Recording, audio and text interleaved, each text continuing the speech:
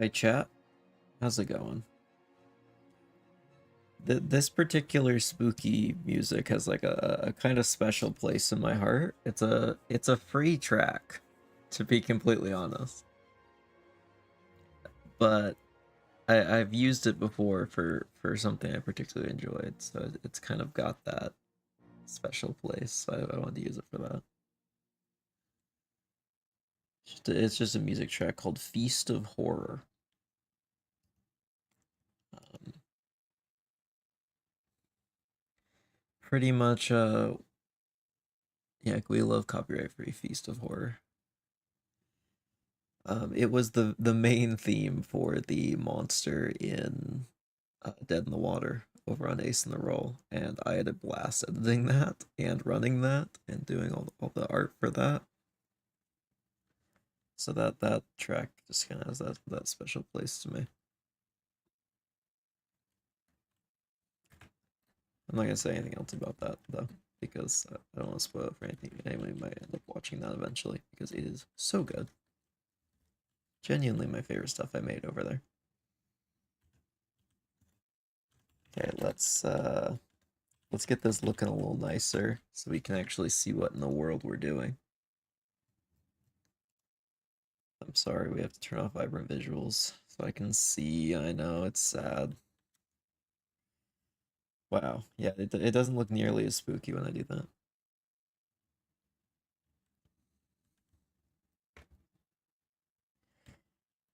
But this is our little bayou town.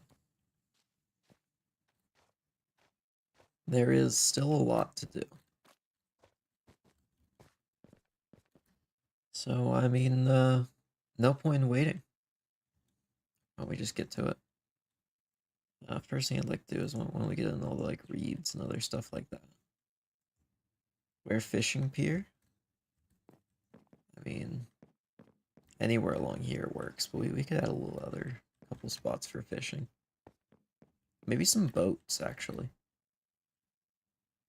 I hadn't even thought of boats until now.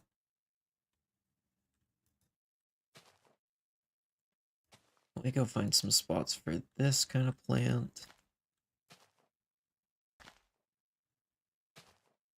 Just a few placed around. Kind of imitate those taller reeds. A few of these, those leafier plants that can kind of fill in a lot of greenery. This area is just going to be kind of swampland.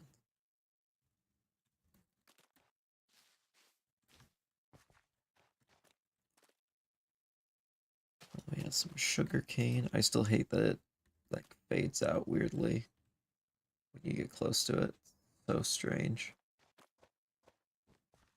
It's unnerving and I don't like it. That's the real spooky thing going on this stream. The sugar cane just fading out.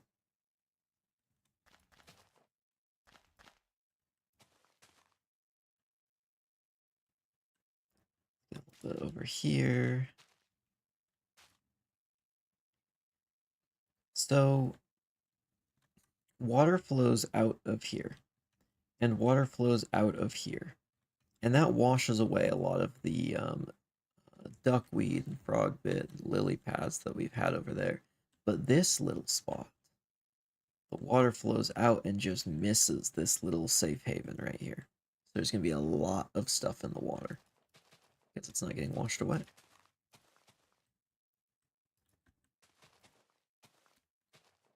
You know, you gotta think of your fluid dynamics if you're going to make Minecraft builds. So many people miss out on that. Yeah, it's really a vital part of building.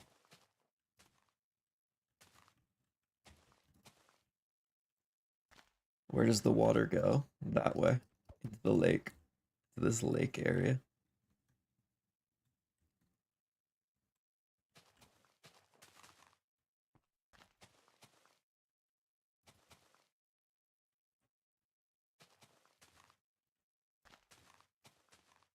A little bit of this.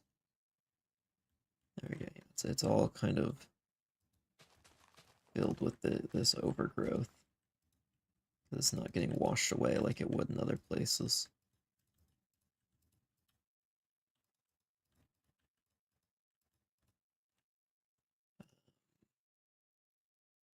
I wish I could put spore blossoms upside down.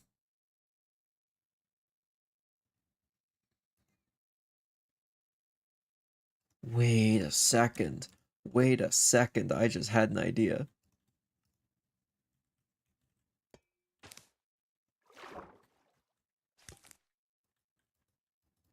Why can't you put this on these? I so wish they just changed that one thing.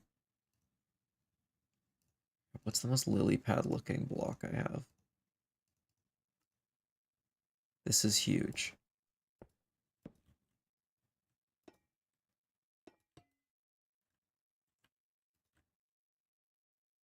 Which one's the most like it? It's probably this. Warp trapdoor. Will it compete with our current leader?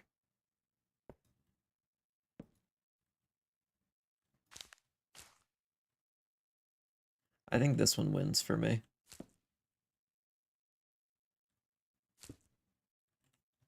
You know what I could also do? I could make it a full block because you'd never know. You'd never really know the difference.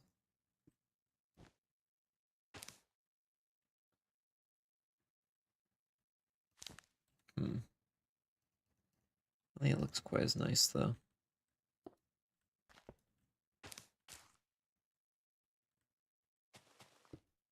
It's gonna kind of go around and replace random lily pads with these.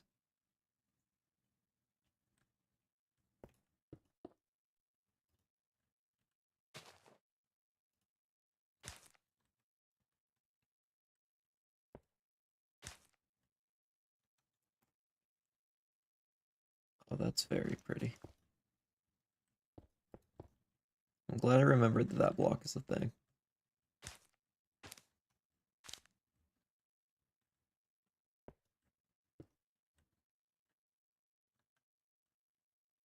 Maybe even one over here.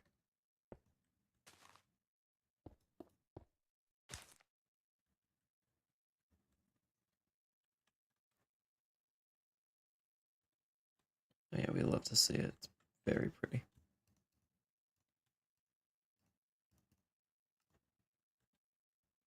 Where are the roots? On the trees. Oh, I just haven't added them yet.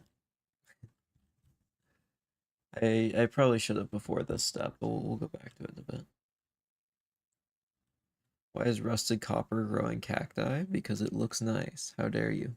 How dare you ask a question like that? Of course rusted copper grows cactuses. It's a silly thing to ask.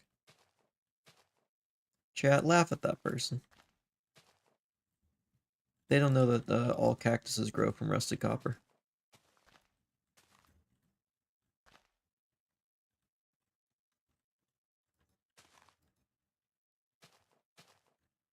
Mods, put them in the stocks and get people to throw tomatoes.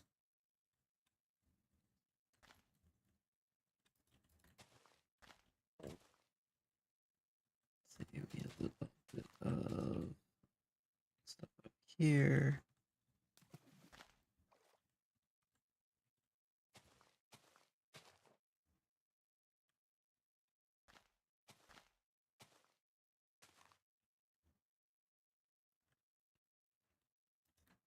Mix in a few lily pads again.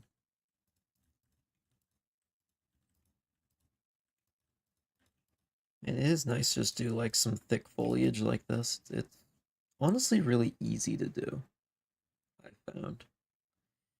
I mean, as long as you just think about where generally plants would be, and then kind of pick specific splotches within that, just based on what kind of looks nice compositionally. I mean, that's all you really have to do for that kind of thing. So it's pretty easy. I don't know, maybe it's not easy for everyone, but I've always found that part not too bad. Maybe not always, actually. Now that I've thought about it more, maybe not always. I guess it still kind of takes some practice to have an eye for where stuff would look nicest. And have an eye for when I need to remove that block in the right there.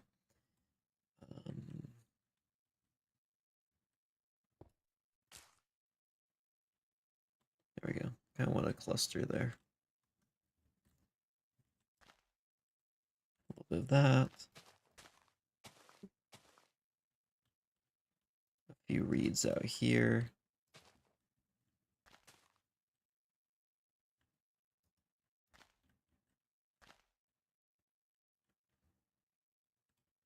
There we are. Now, what's the new username gonna be? Is it gonna be spooky?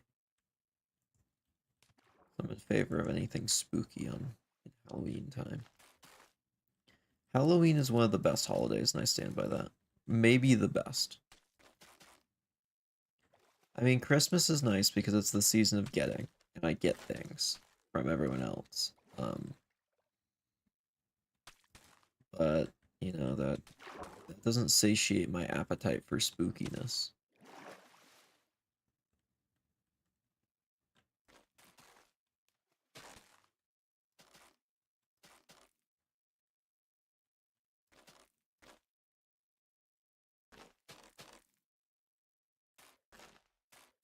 Do a little bit of that. Oh, that doesn't look good.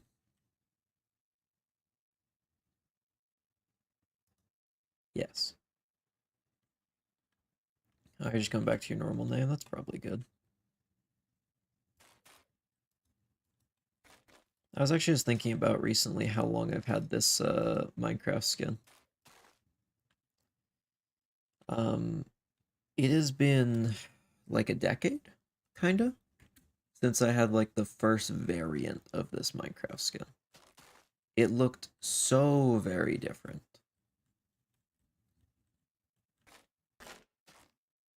But it's been such a long time since I originally chose that Minecraft skin. Hey, welcome to the stream, Super Duper.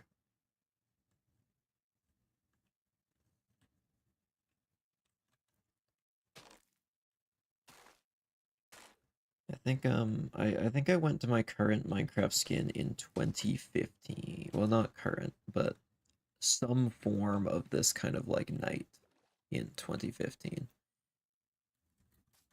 That might have been before I switched my username to Sir Archer, I think.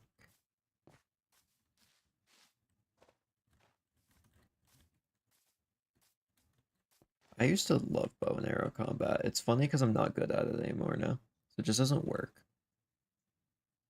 Do you enjoy the 50 character max for YouTube's naming? I enjoy it a lot, actually. It makes it a lot easier to say people's names in chat than if they could be longer. So I genuinely do find it quite useful. Even though I'm sure that message was sarcastic.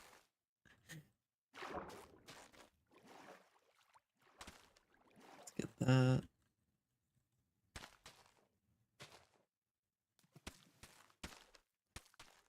I have a new YouTube account I made recently.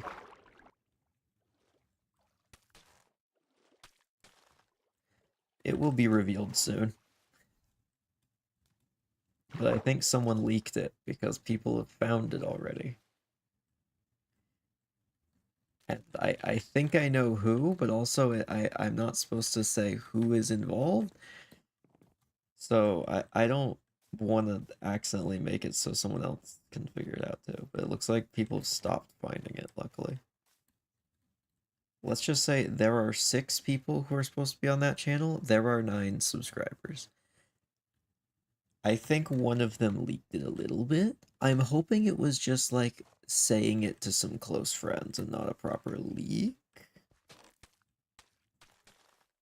But also, it's too late now. Whatever, I don't care that much. If it gets leaked, it gets leaked.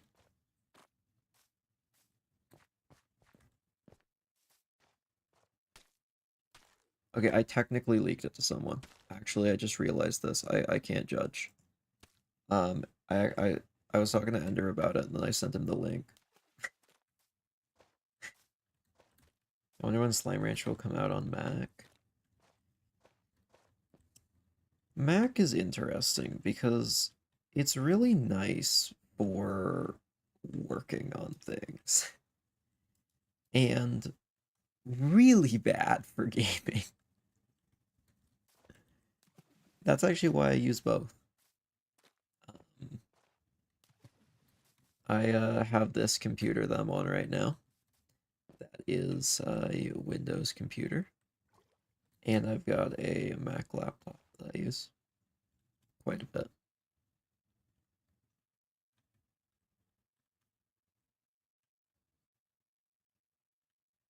But yeah, I mean, a lot of games just don't take the time to port over to there. It's just not worth it to them.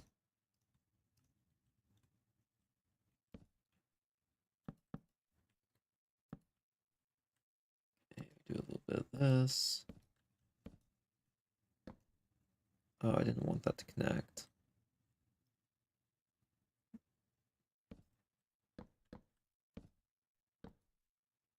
There we go. I kind of want to touch the house so I can kind of have that canopy going over here. See. Even Jensen looks more alive than this. The base amount of sarcasm you'll experience in your whole funky life. Yeah, there's not much life in this area, to be honest. Oh, you know what I should do? You know what? Something better. Oh, wait, never mind. It'll never grow up. I just realized. Or you know what? Something better than a frog, maybe. What do we want in here? The dad creepiness placed two fence on top of each other and then put a skeleton head or a Steve head.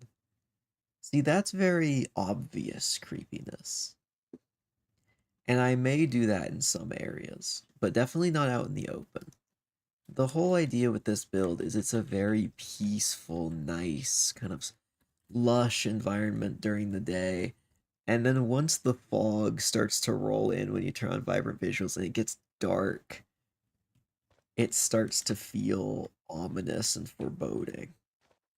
Somewhere that just like feels nice during the day and scary at night is kind of the goal here. So if I go too obvious, then it goes over that line. In some areas, we might do that. They're in a little bit secretive areas. Anyway, we need a little pet. Do we want an axolotl? A fish of some sort? Maybe a cod, maybe a salmon. Do we want a frog? Maybe a tadpole? We've got options. Skeleton heads at the bottom of the lake. I like where your head's at, and where all of your heads are at, and that is the bottom of the lake where they are. We've got a few under here, but yeah, I definitely think we could use a few more down here once it gets all nice and full of foliage. What do we want as a little friend? If it's an axolotl, I'm going to kill them until I get a good color for the area. I'm not allowing yellow or pink. Probably just brown, to be honest. Maybe leucistic. You've recreated the Raid World superstructure in Minecraft? I That's very impressive. That's all I can really say. Let's see. I own Rain World Downpour on Steam. I've beaten the game. I have 0 minutes playtime on Steam since I had the wineskin a pirated version to run it on Mac. Mac is not fun. Yeah, it's not good for gaming. It is not good for gaming, unfortunately. There was a game I want to play with friends, really bad, and I talked to them about it a bunch of times. It is called Warcraft 3, The Frozen Throne, and Warcraft 3, The Reign of Chaos. Frozen Throne is the expansion. The issue is, this is a game from 2003.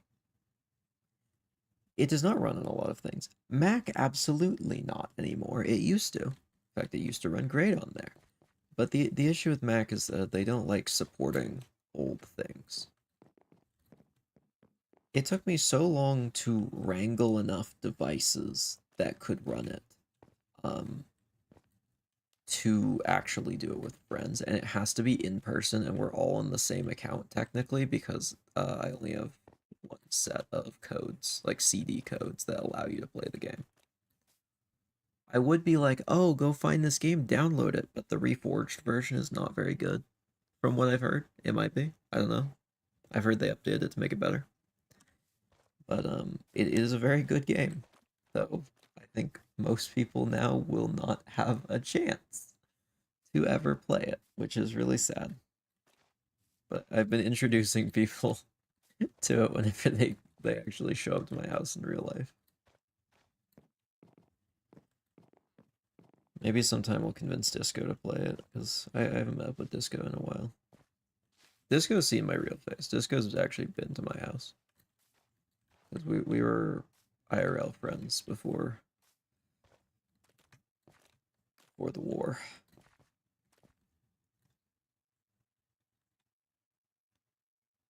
Alright, what do we want as a pet? Frog, axolotl. I think I want an axolotl. And of a specific color. Not you. Not saying. Nope. If I happen to spawn like the rare one, I'll keep it. But I'm looking for a brown one because I like the vibe of that one. Blending with the mud. If you don't like axolotls being murdered, look away. Friend! We're never gonna see that thing again. We're not finding that thing again. He lives here now. Anyway. Oh, we should name him. Actually, no, he can just be named and I'll just leave him to roam.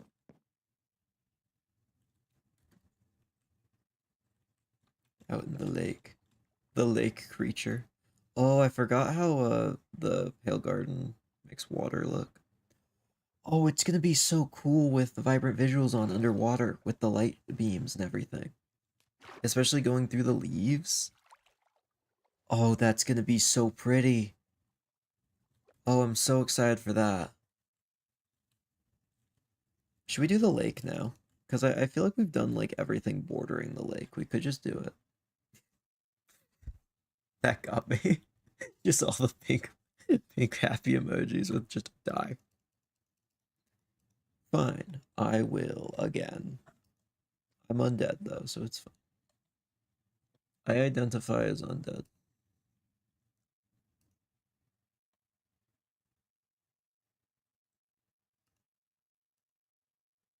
Alright, so we need to figure out what's gonna grow at the bottom of our lake. Mostly seagrass and a lot of it. Oh, you know what's fun? Frog spawn will never hatch. So I can actually just like use it to decorate. We'll do that later. Actually, let me just...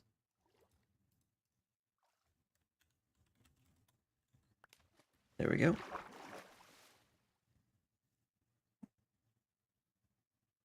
What do I want at the bottom of the lake? We could put a little kelp.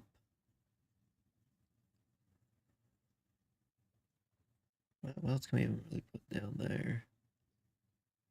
Oh, we should get some mushrooms to decorate with.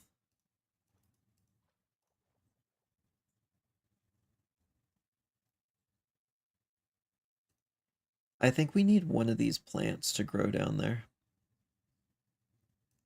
I'm thinking maybe azalea would work well for that. Or maybe even... Oh, hello, buddy. You looking at what we're doing? I'm gonna name this guy Chat. That's Chat now. I'm sure that's not going to be confusing at all. Yeah, I don't really like how that looks. Maybe birch. Yeah, we like birch. Lightning rod looks like a funky mushroom. That's fair. We love Chad. No, that's Chat with a T. How dare you? Chat.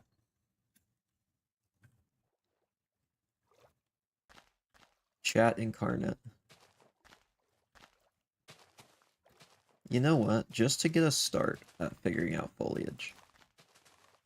I know I want foliage on every single one of these blocks of varying height. We'll figure out exact specifications later. We'll bone meal some of it to make it too tall. Chat means cat in French, I know. It's not pronounced like that, though.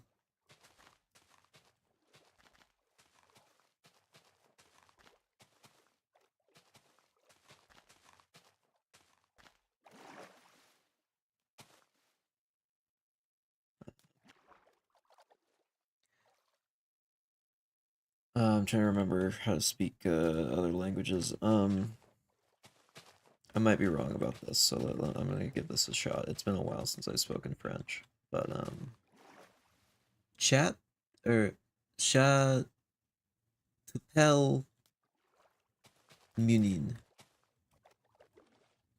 I believe that means cat. Your name is Munin. I think. I was gonna say the cat's name is Munin. I do not remember how to say that. Wait, no. Is it Le Chat d'Appel? No, is it T'appelle? How do you say your name? I think it's or I forget. It's been so long since I've spoken French. I still remember how to say your potato. That's the most important thing I ever learned in French. If I ever go to France, I'm just gonna walk up to someone and say, Tu es un pomme de terre. Mr. Archie knows speaking other languages, it gets confusing for us. Sorry, I broke my own rules, so I gotta get banned.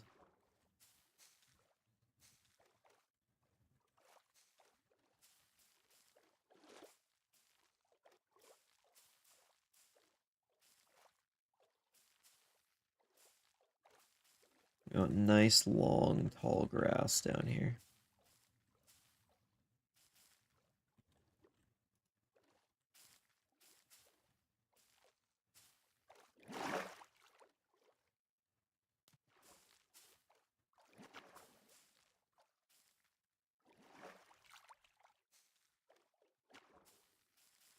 Wonderful. Tall grass for the fishies to eat? Exactly. Get the dry up gas and put over a dripping stone with water so it gets hydrated. But never enough. The town folk will love it. Just an eternally moist gas. I might have a cave I could put something like that in when I get this done, so maybe we'll wait until then and see if we can fit that in.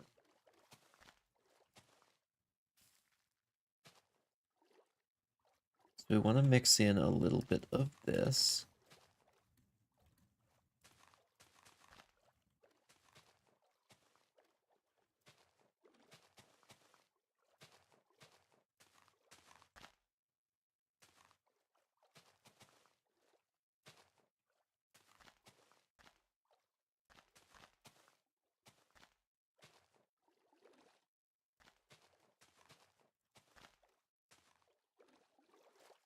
Nice murky water. It's gonna be so much murkier once the fog is turned on as well. I'm so glad we figured out how to pretty much make a fog machine. Do fish actually eat tall grass? I can tell you from experience, keeping fish and aquatic plants together, they absolutely will just feast upon whatever you give them, for the most part.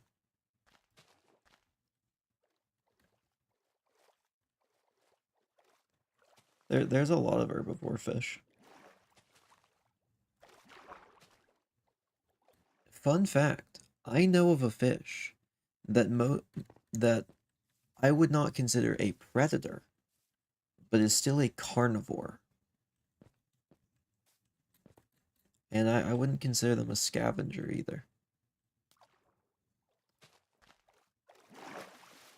I was about to explain what in the world I was talking about, but now I'm tempted to just leave that a mystery, what in the world I could possibly be referring to.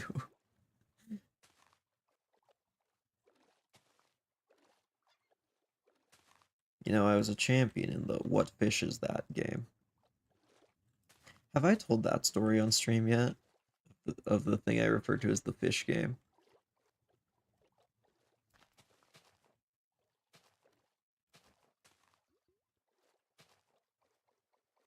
See, an funny looking fish, bumpy snailfish. I know the exact one you're talking about. Yeah, that's a weird one. The soup could use a little bit more meat. Yeah.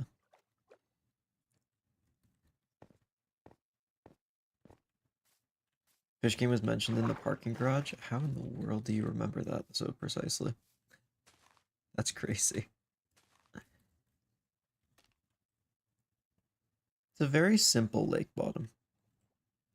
It's not like we really need too much.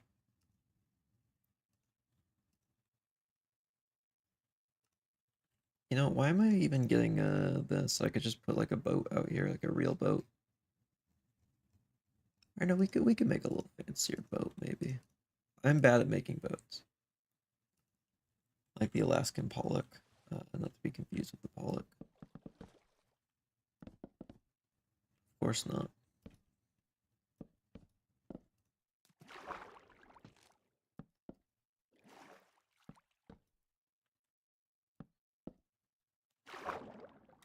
Let's see, name your favorite movie slash film. Ready Player One. I know that's probably the nerdiest possible thing I could say.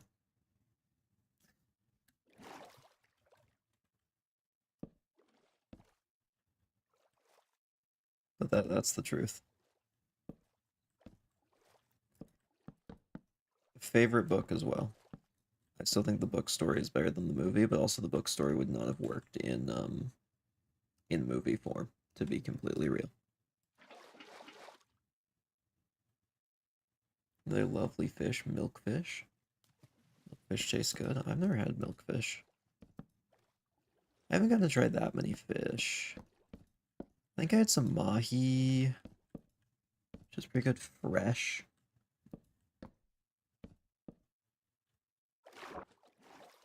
Mm, that was pretty good. And I mean like fresh, as in it was breakfast at a resort in Fiji. And the hostess was talking to us, like the person who owns the, like the owner slash hostess was talking to us.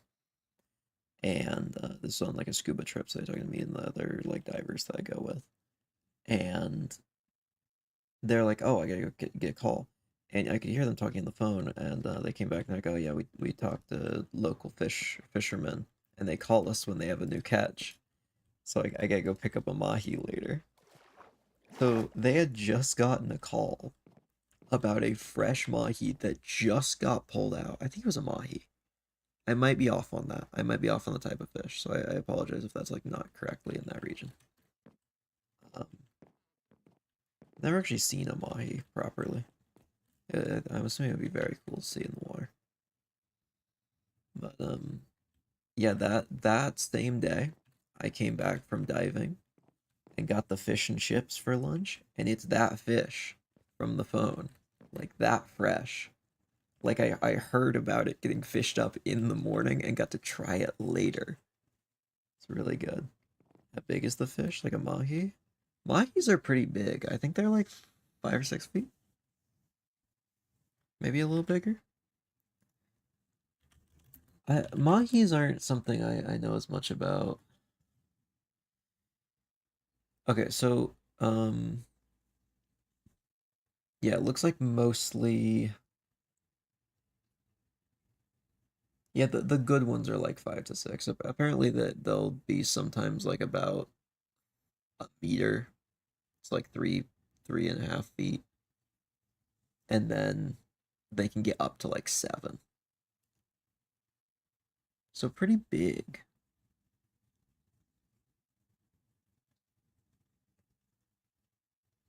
I don't know if I've ever had bass, to be honest. Honestly, a lot of fish that gets put into fish and chips, it's a little hard to tell it exactly apart, at least in my opinion. Do we like that little rowboat? I think it's pretty good.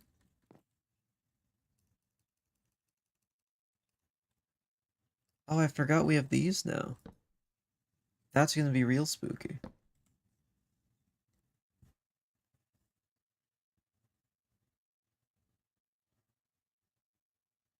Boomsy, that's a horrific thing to say, but that like kind of checks out.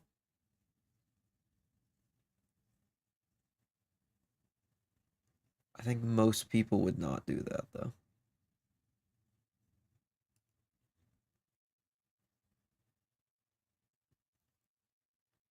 Let's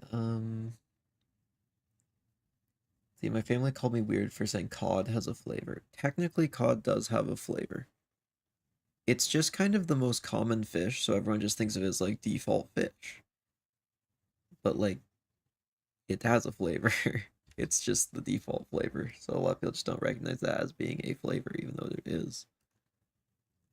It just objectively is if you just define it as it is.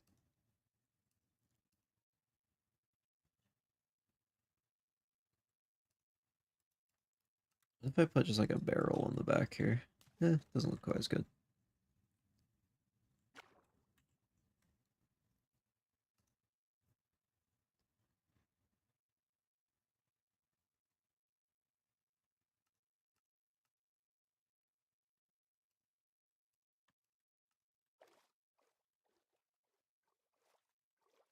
I'm thinking like right under here.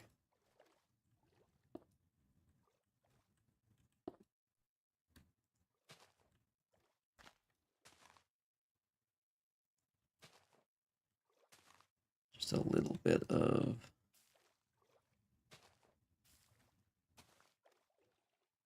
maybe something to be slightly worried about. Just all the skulls hidden under there.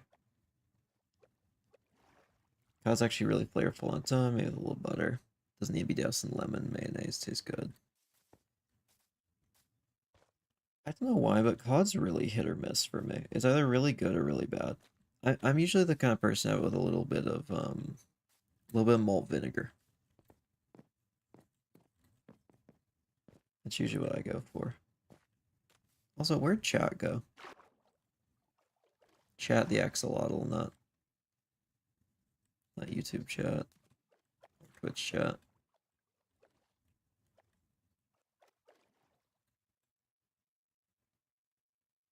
Where do you think chat's gone? Could be on land too, for all I know.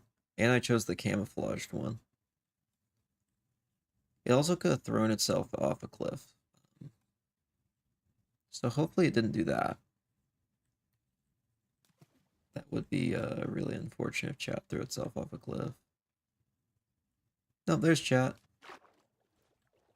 Can't put skulls in the lake. The fish will eat them. They'll eat anything you give them. That's why it's the perfect place to put skulls. No evidence. Also, in a freshwater body, bones aren't gonna get decomposed as quick as like if you threw them in the ocean. No bone worms. Just normal worms. They'll take a bit longer. They'll pick the bones clean pretty quick, but it'll take them a bit to actually get deep in there. Oh, you know what I'd really love to do someday? And I'm gonna have to explain so much context for this. Does chat get a name tag? Yeah, we could name tag it.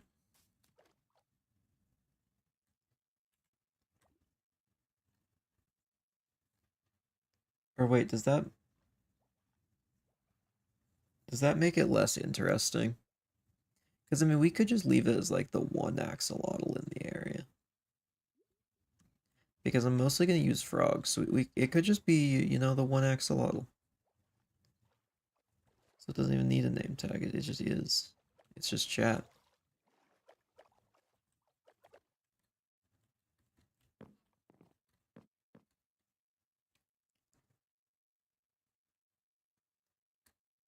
Alright, this quadrant is looking really good. Imagine Minecraft but axolotls insta-kill you. I should add that to the Impossible Minecraft game.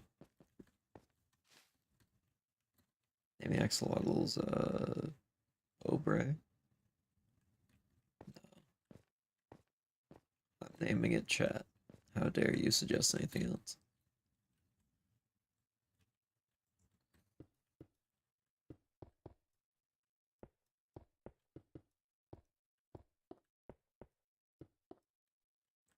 Alright, how high do we want this cliff to go? I think,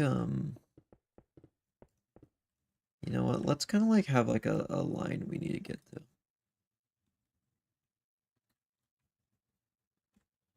I'm thinking right here, you know, at least getting to higher than the house.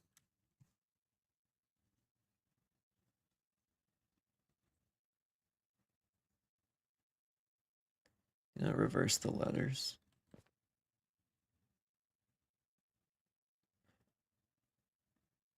That doesn't mean that's nonsense. Maybe you spelled it wrong, but that is fully nonsense if you reverse it.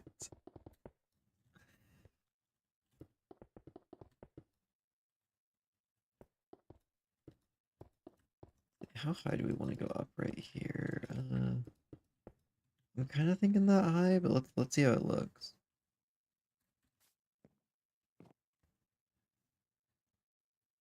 I think that might be a little too high for that one. Why don't we cut it like right here? Is that smooth stone? No, this is gray planning grid. I really gotta release a better updated version of the planning grid pack. There's a natural bridge between the cliffs high above the river. That could be very cool. From like here to here.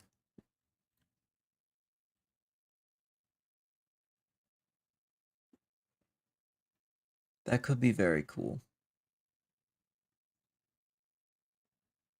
Or even an unnatural bridge. Either way, having something go above it would be quite nice.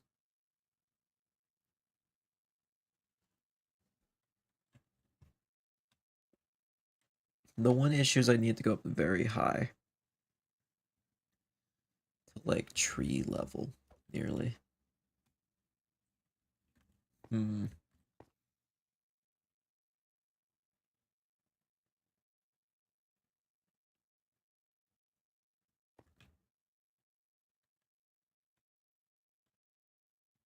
Because we're gonna have a house right here. Why don't we plan some stuff out real quick and just make sure I'm consistent.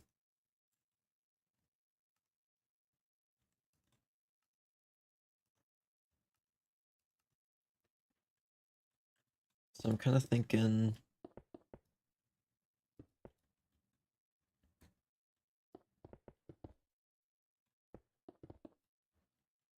something like that.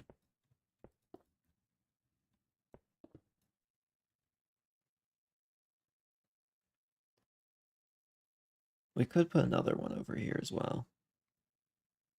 Water wheelhouse. I think this would be a little further in the future as to need a water wheel. Hello, chat.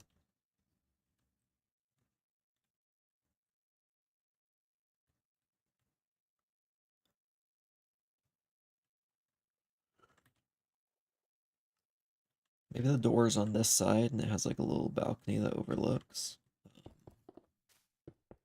I could make this house a little smaller as well. It could look nice.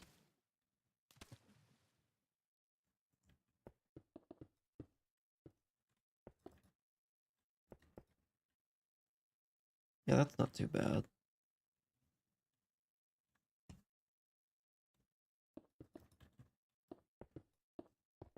Yeah, I think there's not enough room there. So to get a proper good land bridge going, probably need to start like there. Oh, that could frame it so well though, especially in the fog. I do think we want to do that. It's gonna be a lot of effort to get looking right.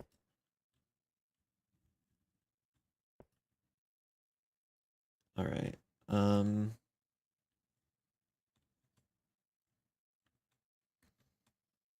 I need to visualize.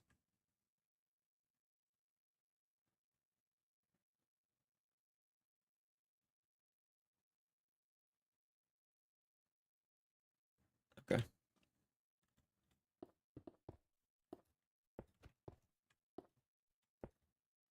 Let's get basic design in.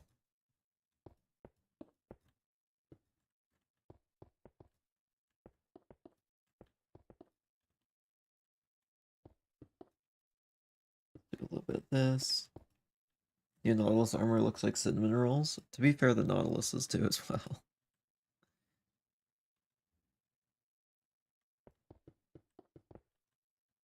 I'm just glad they're finally adding cinnamon rolls to the game. I was watching someone cover some of the new stuff, and like they usually cover stuff really well, but they seem to like forget where netherite armor came from for a bit, which is kind of funny. They're like, it doesn't seem like there's any way to craft the netherite armor, and they just show the crafting table. It's like, okay, maybe you may have just forgotten how to craft that.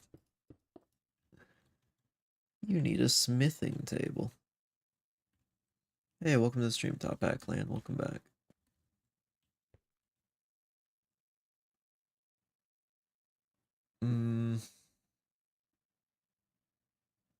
It's not quite to my liking.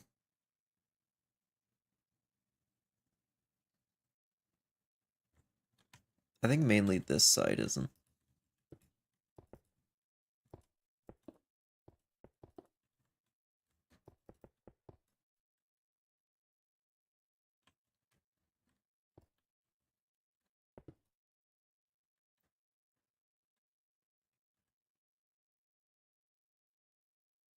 It's just still not quite right. It's all about just like, just going back and forth until it looks right. Tweaking a few blocks. I think this needs to flare out at the bottom as well. I don't think another upgrade tablet was necessary. I do like how it encourages players to raid bastions. Yeah. It also makes netherite armor a little bit rarer for how like powerful it really is. Because it is stronger than the armor bars show it is. And it has knockback resistance and like everything else, and the durability, and it can't burn in lava. So it is kind of nice to make it a little later game thing, so it's a little hard to get like session 1.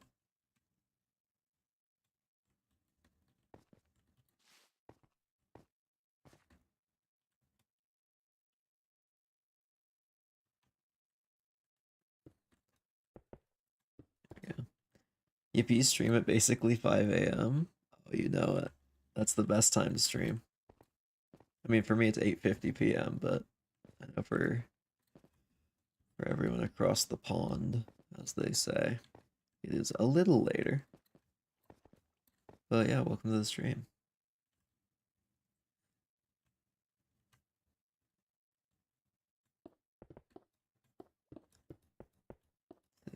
Um, okay, I feel like we're getting somewhere with the shape of the arch now.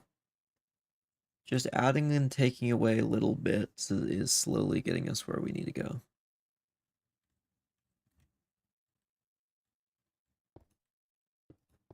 Bit by bit.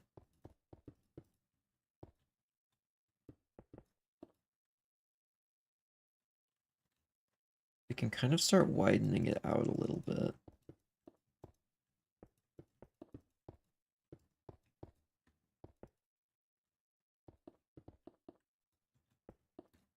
See a little bit of that.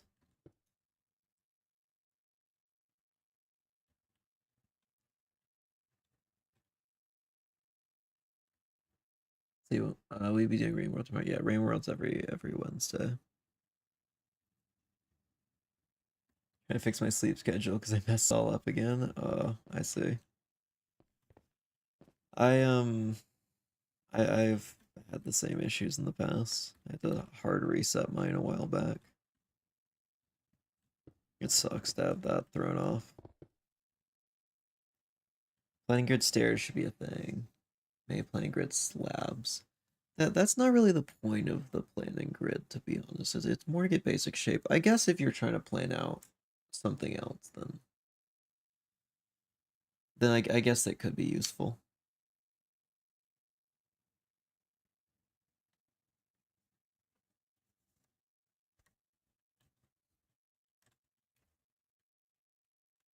Let's put this in.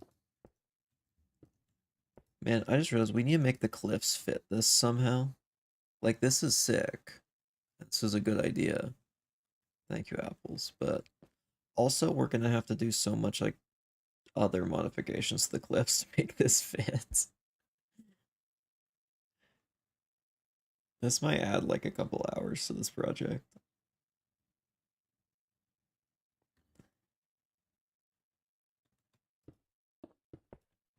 Let's see, go over here.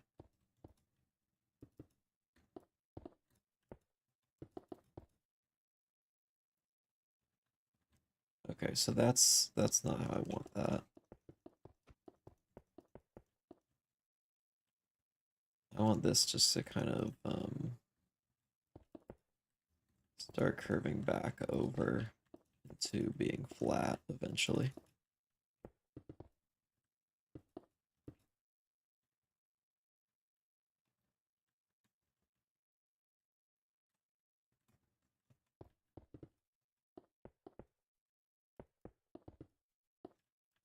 Man, it has been a while since I made a land bridge. My sculpting skills for land features have diminished a bit while I've been working on a lot of architectural builds. But we'll get them back just with a little practice. Oh yeah, it also needs to look good from this side. Okay, that's not too bad.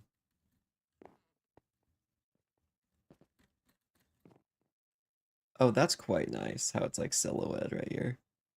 Oh, this is gonna look so nice with vibrant visuals with the god rays. They're gonna shine around the archway. Some really cool shadows and light spots.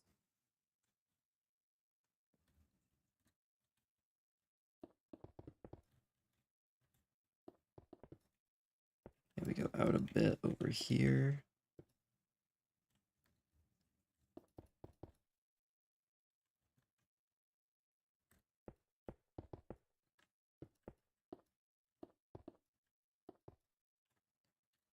A bit of this. Just kind of place some blocks where it feels right, and then we can kind of go back through and see what needs to get fixed. This is definitely too flat right here.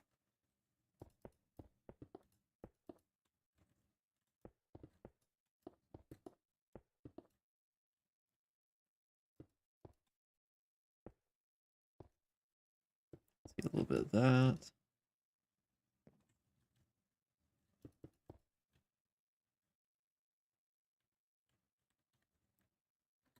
All right, we're starting to get there. Let's see. Searcher, why do you always have your voice deep? That's just what I sound like. I don't know what to tell you. That's just what I sound like.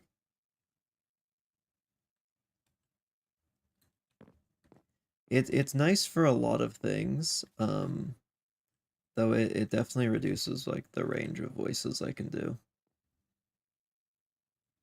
Though I actually do quite like how I sound.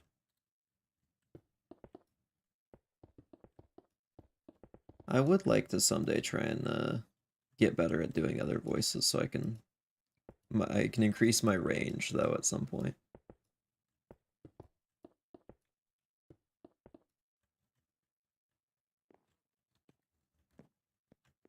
I just can't go very high consistently. Because what? I mean, I sound like this.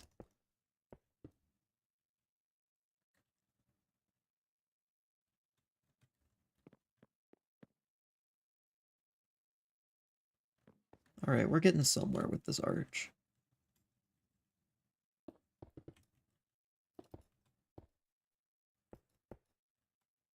That's why they call me Sir Archer. I build arches.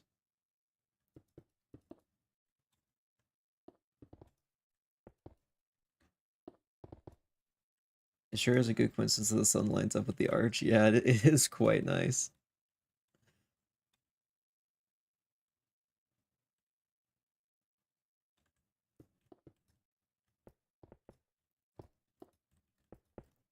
Get a little bit of that.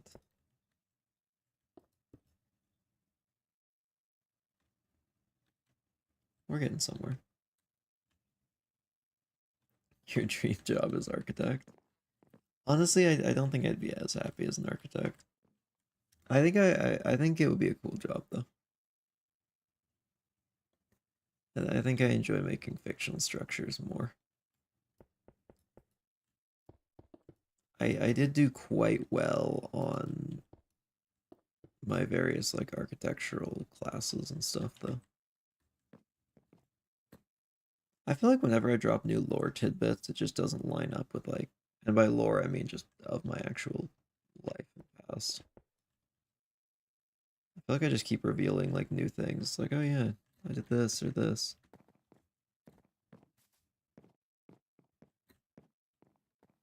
I remember a very long time ago, I took a engineering class, and our one of our big projects was to build a structure, just like a small scale structure, and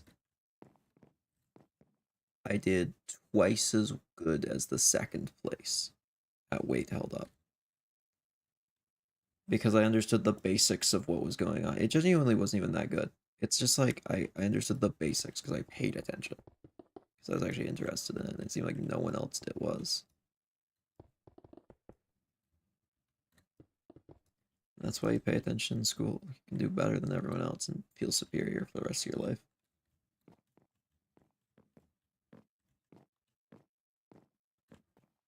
Hey, welcome to Stream Disco.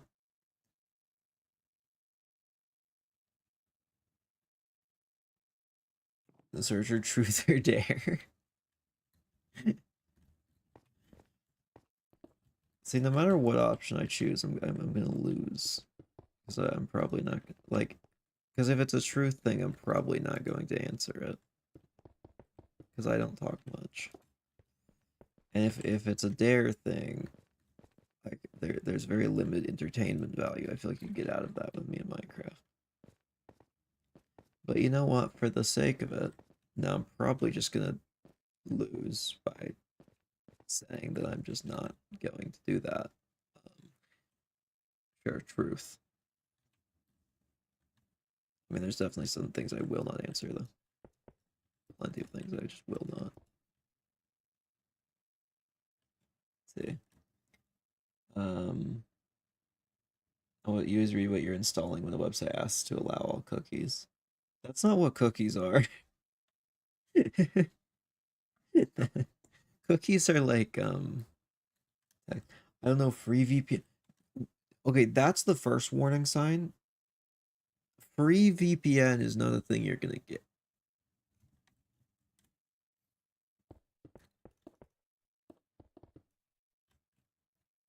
I have a thing that warns me if anything tries to download stuff onto my computer, any of my devices.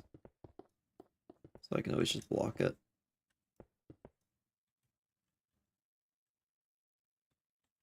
Alright, we're getting a good archway set up now. That is going to take a lot of texturing, I have a feeling, but that's for later. That's future me's problem, not current me.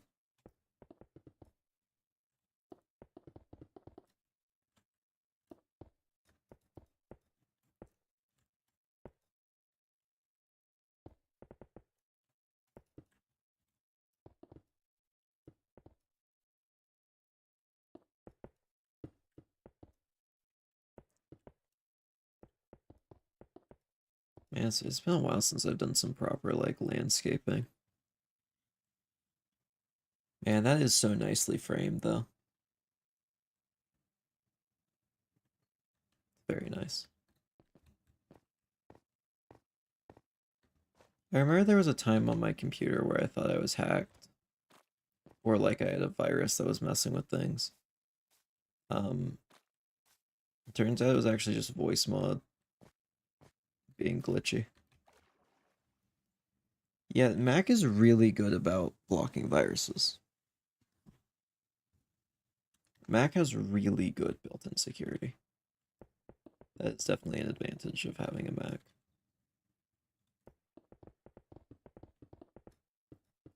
I believe people do make viruses for it. It's just not quite not quite as easy to do that. It would make it blend in better using real blocks, probably. Oh, if there's one forbidding thing you could eat, what would it be? Oh, that's such a good question, actually. Oh, what in the world would I pick?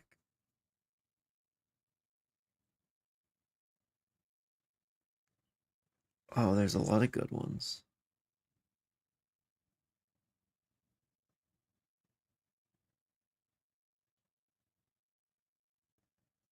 Hmm.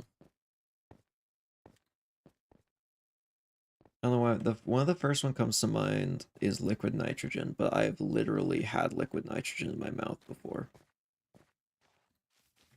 I'm gonna sound crazy now. That's real, by the way. I've had so many encounters with liquid nitrogen now that I think about it.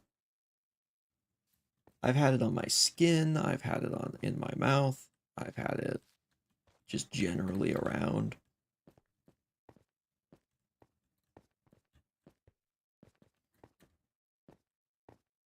Chad, have you ever had like a science professor or teacher dip food in liquid nitrogen, then give it to you to eat?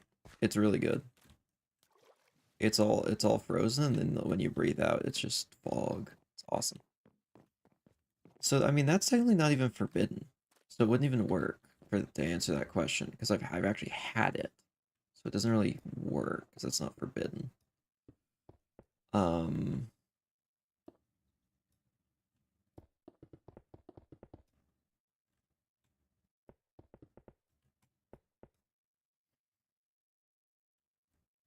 and I'm trying to think of when I've looked at something and been like, I want to eat that, but I can't. I'm not someone who looks at normal food and thinks, can I eat that? Because I don't like food all that much.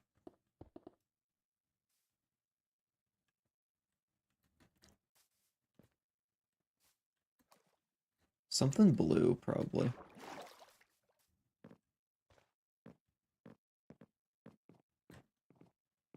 I don't know, something that tastes like blue raspberry. See, I lick bricks. That makes sense. That checks out.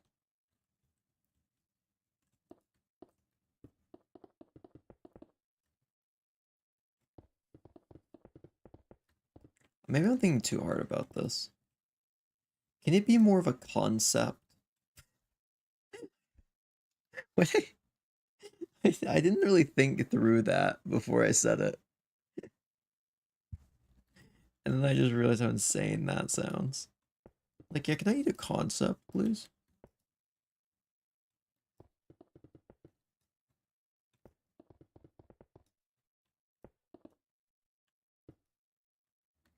Oh, you know what? Pepper spray.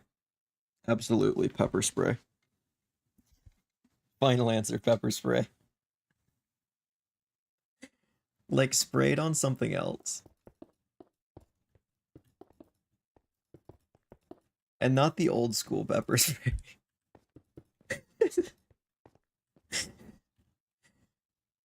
That's my answer, pepper spray. Chat, you don't understand. It would be good.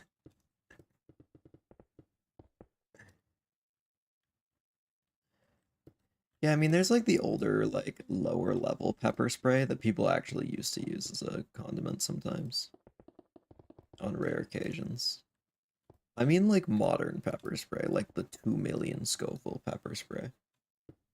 I want to know how it feels. I want to know how it tastes.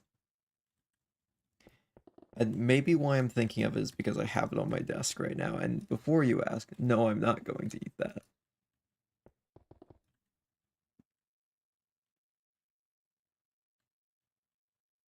What you building? We're building a little spooky bayou town. It's gonna be all full of fog when I flip on this setting. It gets all spooky looking. Okay, well the reflections aren't working right now. I have to relog for that. But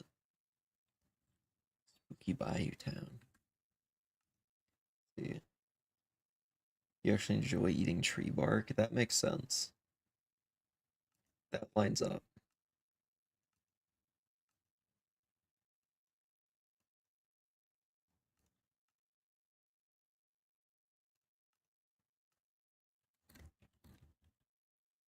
Hmm. I'm thoroughly terrified. Yeah, chat's talking about what like forbidden foods they want to eat right now. Mine was pepper spray. So I don't know if I don't know if I'm a gleaming example of a reasonable person.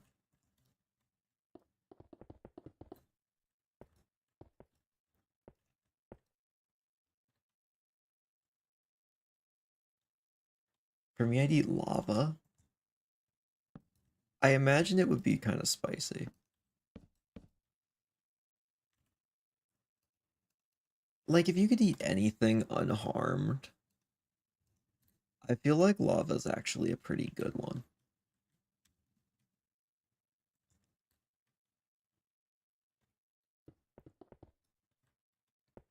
I mean, the unharmed is pretty important. 1 gram of uranium, 2 million calories. Yeah, I'll have 1 demon core, please, and a side of thorium, please.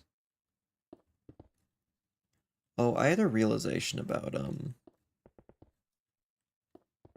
radioactive materials recently because I've been working on a D&D thing that'll be out on YouTube eventually that's not announced yet properly, even though I keep yapping about it and accidentally spoiling things. But I needed a mineral that I was gonna have a crystal that's infused with the essence of decay and destruction. And then I realized no, that's literally just it also needed to be a power source for something. And I realized, okay, that's just uranium. So yeah. There actually technically it's not gonna be uranium. I think it was thorium I have written down. But yeah, once that D&D thing comes out, there will just be a radioactive crystal in it. This cliff is so much taller than I want it to be, but also it lets me do this cliff, this like archway, and that's really cool. So we're committing to it.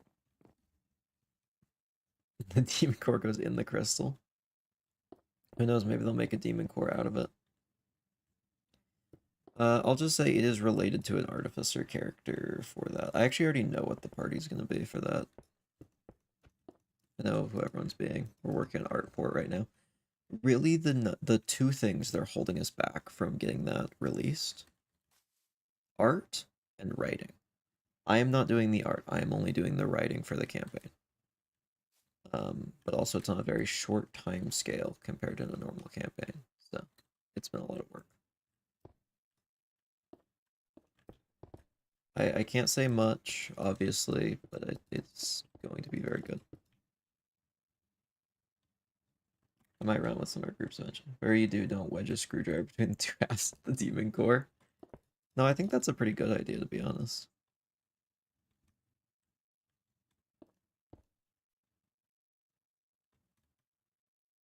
I think that would be cool. Chat, how do you want to die? Yeah, it's a spooky Halloween question. If you could just die in any possible way you want, how do you want to go?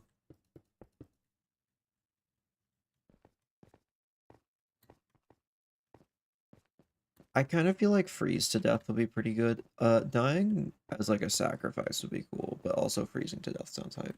You don't want to die? I actually kind of used to think that, but also then I thought about, okay, what if I would live forever? And then I'm like, okay, no, I don't want to do that. That's worse.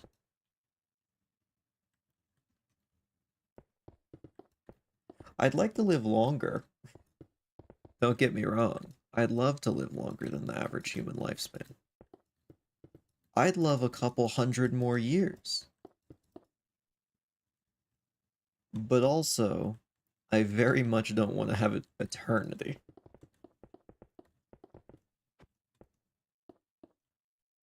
I want to be able, like, it would be nice to be able to like decide, okay, I'm done. Like, I'm good now. I've done everything I want to do. I'm out. That's the ideal setup right there. I hope that's what humanity gets to someday. To the point that we can prevent death for as long as we want. And then once we're done, we're done. That would be great.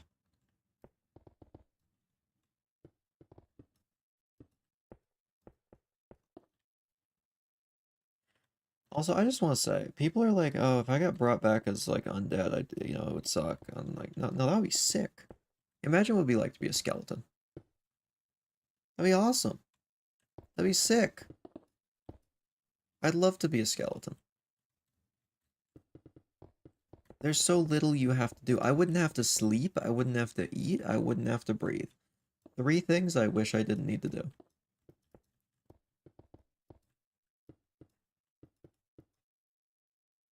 That's a hot take. You know what'll be hotter than that hot take? Me when I burn all my skin off and become a skeleton. I would love to be a skeleton though. I want to be able to spend as much time as I want underwater. I wouldn't need to breathe, so that would work. I'd like to not have to eat because it's a chore. I don't really enjoy eating all that much, so boom, get it gone. I'll have more time for other stuff. Not having to sleep, also, that's 8 hours more per day I can do things. Skeleton life would be good. The moment I realized the weakness of my flesh, it disgusted me. Exactly. Flesh is frail, bone is strong. People would use you as Halloween decor. If I could die and have my bones be Halloween decorations, I would let that happen.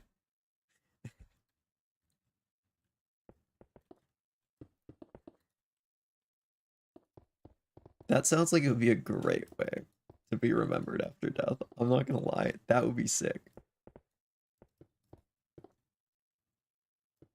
I know you said that's like a negative, like a downside. No, that's great. When did quartz look like this? So these are gray planning grid. They are to real block. 8 more hours I can use to procrastinate? Exactly. Someday I'll start on that D&D campaign thing I keep talking about. Genuinely though, okay, I'm gonna be completely real. I keep saying like, oh yeah, that thing's in the works. I have the most just off-topic writings about this and not some of the things I need yet. I've been writing down like the imports and exports of different towns, like historical things. Um, I'm like 3 encounters deep. That's like an episode or two. I I am a little bit procrastinator. Mainly because the art department's taking so long, I have time. But also, I think all the encounters are going to be better if I am well prepared with the lore. And that's how I'm going to justify it up until the point where I'm the only one holding the project up. Do you know where you want the campaign to end? Yes, I know the exact setting. I have my descriptions for it ready. I know that endpoint so well. I can't say obviously because it would spoil everything, but I know the endpoint. I know my villain.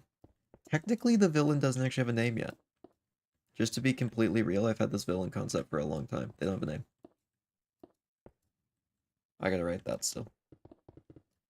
I was actually playing around with some names today, but the name isn't as important as what they are and what they do. So are you gonna incorporate the insane plot twists again? I love insane plot twists. Especially ones that are set up for so long that when they happen, you're like, oh, I should have figured this out, but I didn't. It makes so much sense now. I have a big one already. There's some major ones planned for that. It's gonna be sick.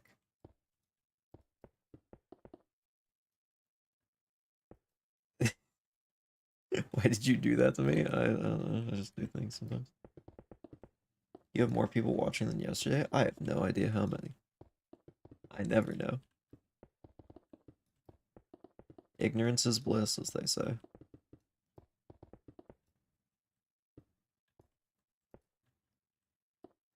Man, I'm glad I have more people watching me talk about how I want to be a Halloween decoration when I die. That's actually huge for a building stream, to be honest. This isn't an archway anymore, it's a whole house. Well, I was gonna build cliffs here anyway. I just made them taller than I originally planned. Oh, I for some reason can't get away from two environments that I think are really interesting. A moor and a swamp. Those two I just always end up making for things.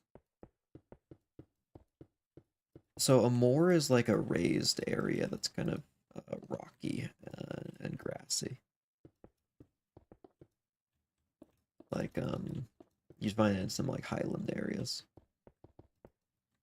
Like I feel like I'd imagine highland cows kind of just grazing around in an area like that. See, would you want to be one of those battery operated jump scare animatronics, one of the simple decorations you'd find at the um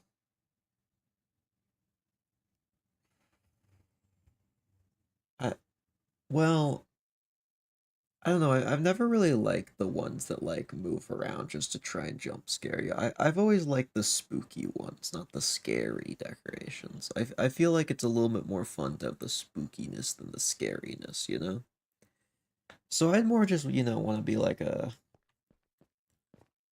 just like a skeleton you put on like a couch or something.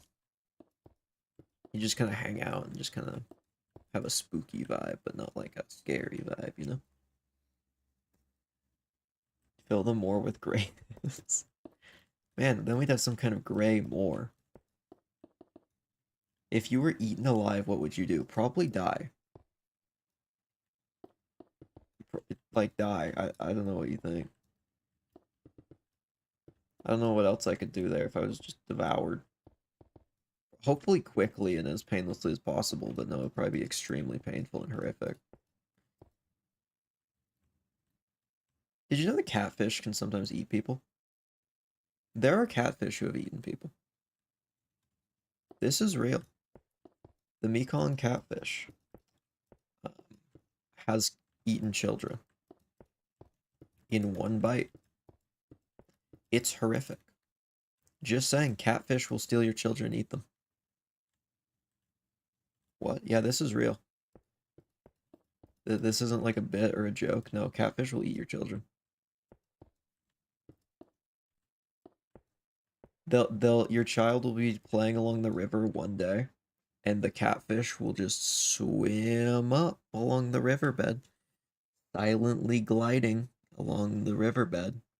Just a 10-foot long catfish. It opens its mouth, pulls in water, and a child with it.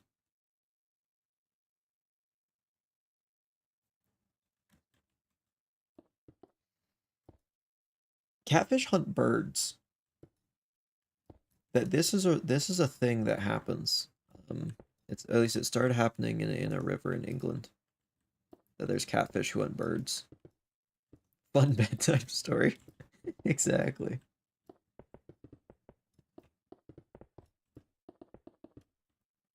Also, hi Beetle. Welcome to the stream.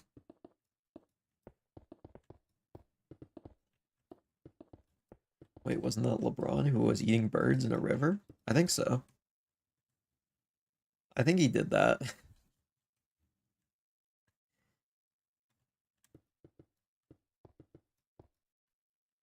Well, now I'm scared of catfish. I mean, if you're not like a toddler, you're probably fine. Until the catfish get bigger.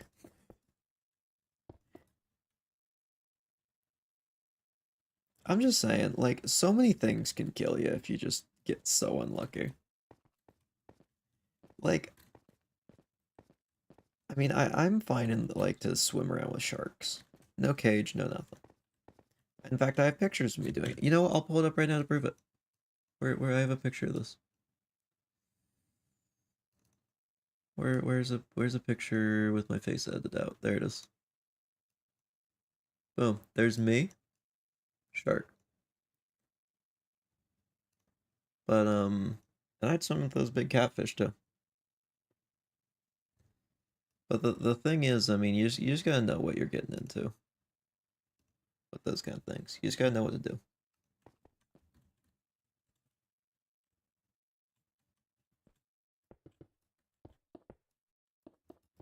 So, yeah. It's got such a bad callus in your neck. Ooh, that's rough. That's a bad spot to have it too. Sorry to hear that.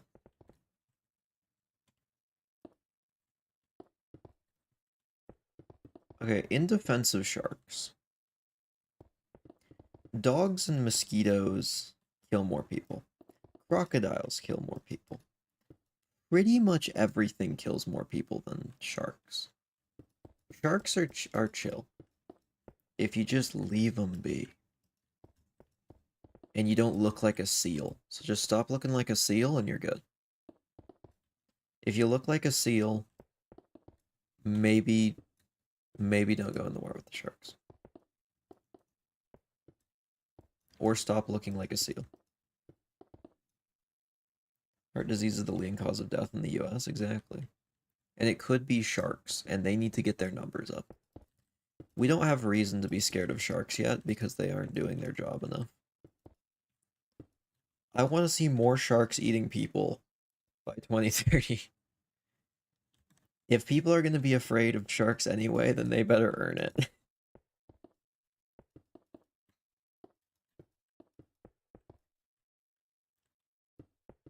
Look like a dolphin. Dolphins are so much scarier to me than sharks. More just on just like an emotional level. They're just one of the few animals who will just murder things for fun. I think there's like 3 that'll do that. I'm pretty sure it's literally like cats, humans, dolphins are like the only ones who will actually do stuff like that. I if I were a shark, I'd be scared of dolphins.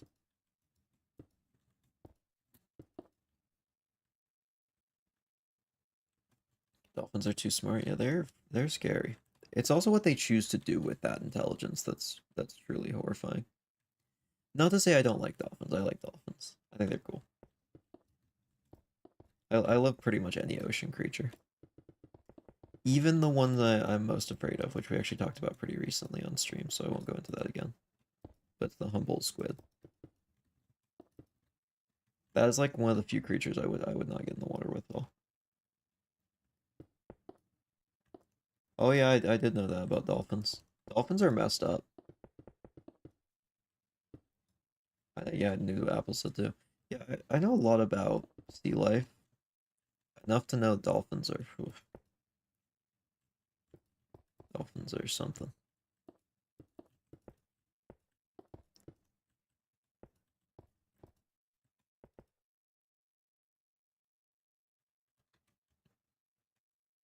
Man, this is not all what I was gonna have for the backdrop of this area, but you know what? Let's just lean into it. It's gonna be sick.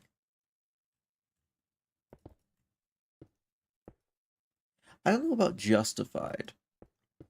I don't think justified is the right word there. Oopsie.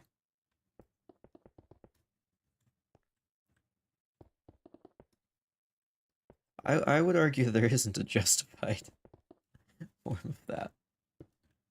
Is your river safe to drink from? No, there's a axolotl living in it named Chat. Where is Chat?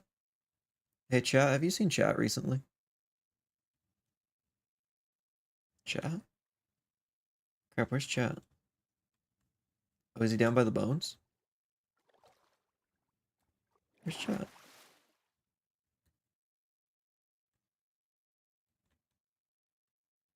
There's Chat. Hello, hey Chat. It's Chat.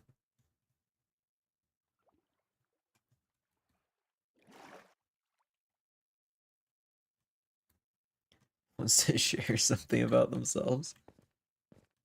Alright, you know, we're getting the icebreaker activities out for this one. We love Chat. Chat's the best. I appreciate just the confidence to just call someone out in chat and say share something about yourself.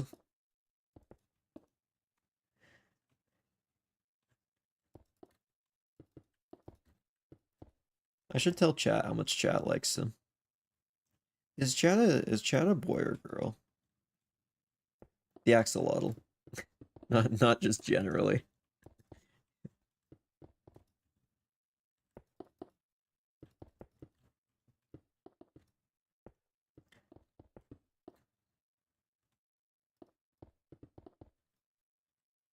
Drink pond water recently. Don't do that. Why would you do that? Oh, by accident.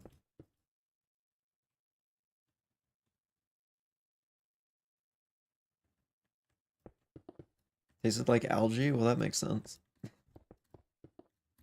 Though it does worry me a little bit that you know what algae tastes like enough to be able to like define it as its own taste.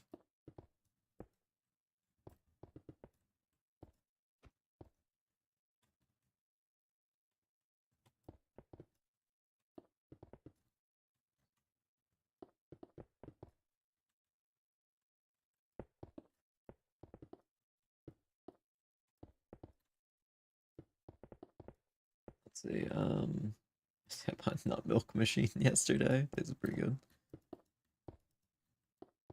Let's see, to be honest, I thought I was making a deal with the devil and it would fix my chronic pain. It's a long story. Wait, what?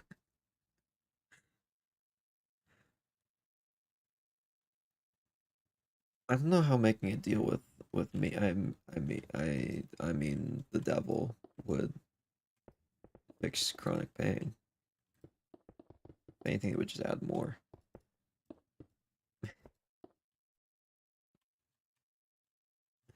That is a suspicious thing to say.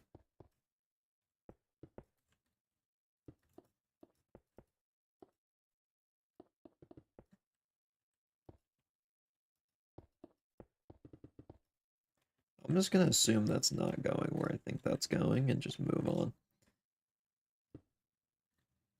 Well, yeah, I mean, what else would you be doing? You gotta make a Faustian bargain here and there. Man, I love the concept of a Faustian bargain. I'm gonna be honest, when writing stuff, so funny. Not funny, so good. It's like such an interesting, like, idea for a plot. Like, someone who's so willing, or wants something so bad that they'd be willing to give up their very soul for it is just so interesting.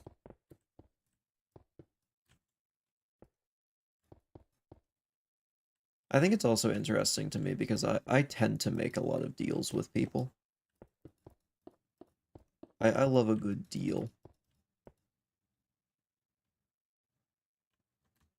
So I think that helps.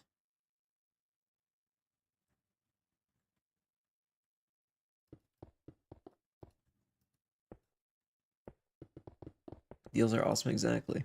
One of my go-to weapon names for Minecraft is actually the Faustian Blade. That's usually my go-to sword name, just because of how many deals I've made in Minecraft. In fact, canonically, um, on that Minecraft server, we decided that if you have a blank IOU from someone, so like an IOU just for a favor, we just refer to it as owning someone's soul. And we have like a list to keep track of them. I have like 6 because that's just what I do. I make deals. Like the idea of trying to convince yourself what you're doing isn't wrong. Yeah, that's also such like an interesting concept in fiction because like having villains with that is also so interesting. When like they at the back of their mind they know it's wrong, but also just do it anyway. Like it's just such an interesting concept to use for stuff.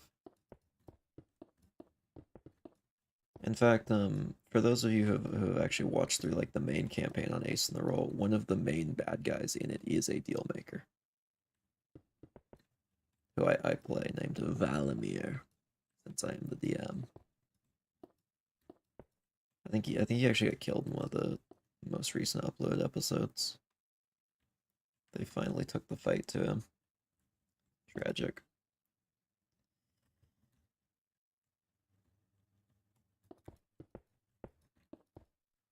He's very fun to play.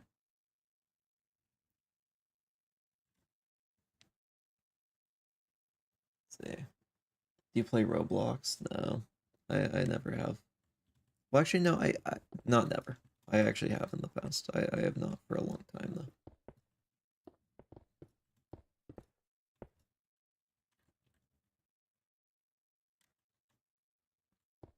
I feel like only heard bad things about what they've been adding, but I've heard good things about the actual games on there. It sounds like the actual company has made a lot of bad decisions recently.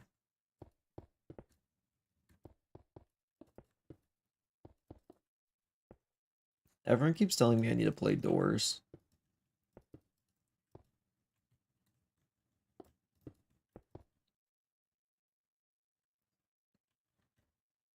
Good thing he didn't notice the spoilers. Wow, that's crazy. I definitely didn't read that. I would never. I would never have read that exact message that you're talking about and just didn't respond to it.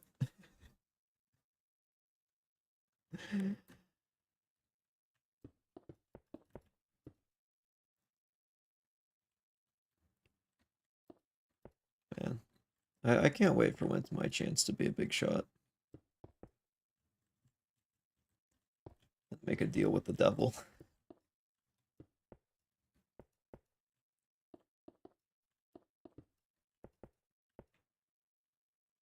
All right, we are going to need some tinted glass up here.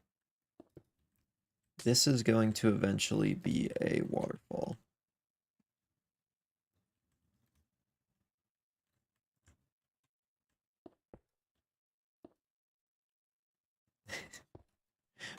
Wow. Okay, yeah, I see how it is. I'm gonna go tell all the other mods now you said that, Beetle. And the others are vengeful mods. More stories about child eating fish. I'm trying to think if I know any other child eating fish. You know what? I actually do know something about fish biting people. And here's something.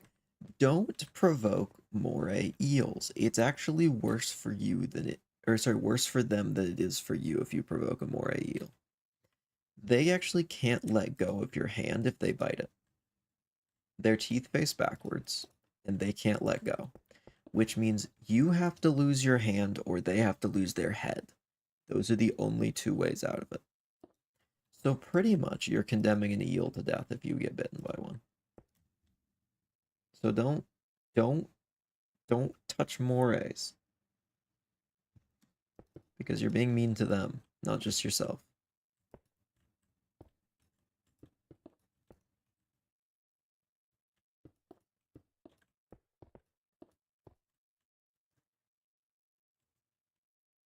See, moray mouth structure confuses me. Yeah, it's kind of weird. That's cool though. Wait, that's so sad. I know, right? I am actually of the mind that if you get bitten by a moray, that's like you provoked it, you should lose your hand instead of them losing their life. I stand by that. If it's your fault, you should pay for it. Just saying. And if the hand is the cost, then so be it.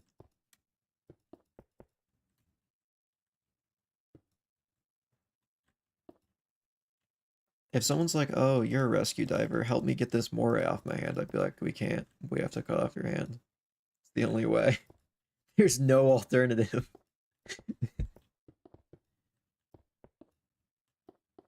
Unless a moray like went and attacked someone like actively, which it wouldn't do, so that's just not gonna happen. Morays live longer than bees, but I believe the principle's the same.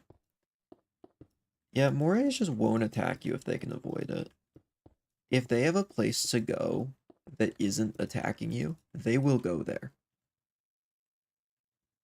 So just all you have to do is just not corner them or put your hand in front of their mouth. It's like so easy. Yet people do it, and it's dumb and sad.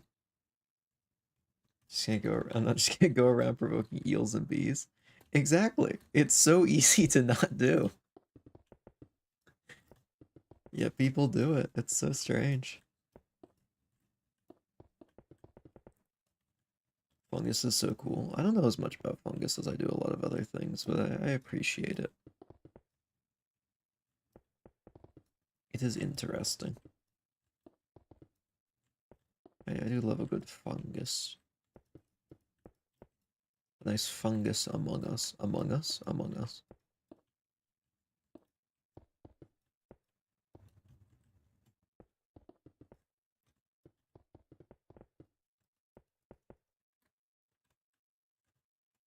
Like hearing facts from others, but I know virtually nothing. I know a lot of things, but a lot of them aren't useful things. I consider myself a pretty intelligent person, but also I can't think on stream. I'm just concentrating on too many things usually to think. So I feel like I probably don't come off that way. I don't know how I seem though.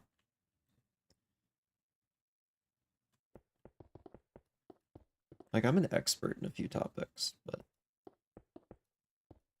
yeah. I think honestly the best thing you can do is just be able to recognize what you don't know. And there's a lot of things I don't know. There's so many things. Place I'm not gonna go the Euro. Oh, I should bring this up. I didn't realize people considered Subnautica a horror game, and I still don't get it. I don't understand. It's just, I mean, I guess if you have thalassophobia. I actually played it, I think, a little bit after I started diving. It's just never bothered me. No, let's see, I know absolutely nothing, but I'm an expert when it comes to this silly competitive game that no one's heard about. So fair. I mean, the deep dark trenches. I'd love to go down in the trenches in real life. If you said, here's a prawn suit, jump into that, like, blood kelp trench in real life, I'd be like, oh boy, here we go, I'm jumping down.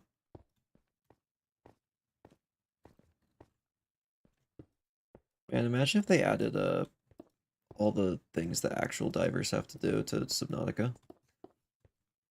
If you surface too fast, you die. That'd be great. I'm gonna be honest, scuba diving's really easy. You just have to not be an idiot, and you're good. But there's so many things that you can be an idiot about, as long as you just educate properly, you're good. Like, if you go, sign up, get a certification, they'll pretty much tell you, don't do this list of things or you're gonna get in trouble. And then you're good, pretty much. And you just have to know how to use all the equipment, all the buttons. It's great. If you had to lose an organ, which one would you lose? Kidney. I thought about this recently for no particular reason. Anyway, Subnautica doesn't have a crush depth for yourself, yeah. That's bugged me about that game for a long time, that it will break a titanium submarine and not hurt a person. But also, I think the game would be worse if you had to deal with that. So, you know, I don't think Subnautica would work as well if it was realistic. That's the beauty of games. You can kind of just take the parts that make the most sense to add, and not all the other stuff. I'm too scared of water. I don't like being far away from land because I suck at swimming. I've never gone diving. Let's see if I'd love to. Genuinely, if you ever want to, you should absolutely go do it. It is expensive. That is the one thing with diving. It is so cool and such an incredible experience that you can't get anywhere else. But it's expensive. It's a very expensive hobby to have. I actually don't own my own full set of gear yet. I'm working on it, but it is very expensive because everything needs to be very good. I'm actually one piece away from having my full set of scuba gear, and it is the most expensive part. Well, technically two parts, but they kind of go together. I'm working on it though. The issue is like the next part I'm looking at is probably going to be 1 to 2K, which is crazy expensive. And guess what it is? It's metal hoses and a little computer that attaches to it. Yay. We love that. We love $2,000 for that. You should play Outlast. I've looked at that game. It is not a game I would enjoy. jump out your pants. I probably wouldn't. I just not enjoy it. I'm gonna be honest. I don't like horror games. I love spooky Halloween vibes. I'm not a fan of horror games. I either figure out how they work and then they're not scary and that's pointless to me, and I'll just leave. I'll just get bored. Or I will be horrified and be very just. I just want to have fun with it. I'm not someone who likes to be scared. I'm someone who likes to do a little bit of scaring to people who want to be. I think that's more fun. Hey, welcome to the stream, kitty, with that.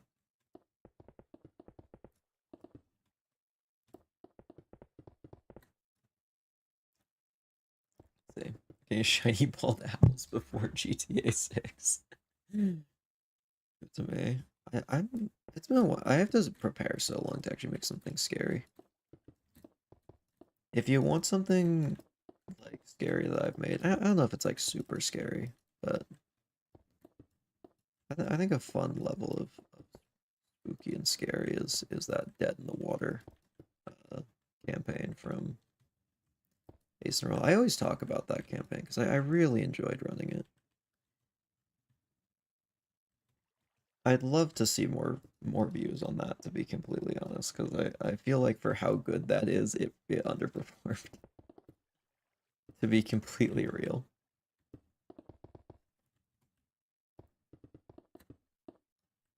I love the monster that I designed for that. It was really fun. And also just Chet and Chad, the boys.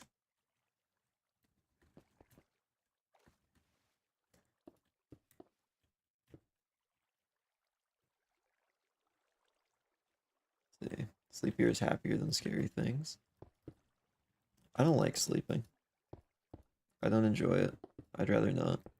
I had an insane dream last night. I just remembered it because you said this. Man, I attacked someone with like an axe in that dream. I'm not a violent person. It was like life or death. It was like the Helldivers axe weapon too. The Helldivers hatchet weapon. They were trying to snipe me. Story time. Okay, so I think I was selling drugs in that dream. I think I was Walter White. I'm gonna be honest. I think I was selling drugs. Also, it is so hot in here. I need to go turn on a fan real quick. I will be right back. But I think I was Walter White and I was selling drugs, and the police sent like a sniper, so I went to go fight the sniper. Realized all I had was the hatchet from Helldivers, and then that guy also had the hatchet, so I fought him. Hi Finn, welcome to the stream. This is a great time to join while I try and explain something absolutely deranged.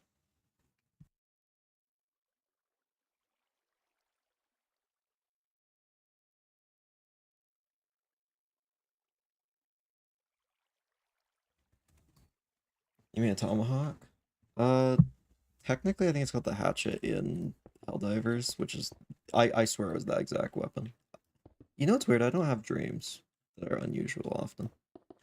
I'm the kind of person to dream of just a completely normal day with like a couple things going slightly weirdly, and then wake up and be like, oh, okay, I guess I'm doing it again.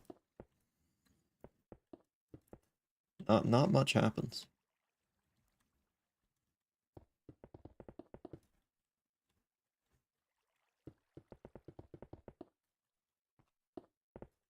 All right, let's look at how these cliffs are looking. We haven't looked for a while.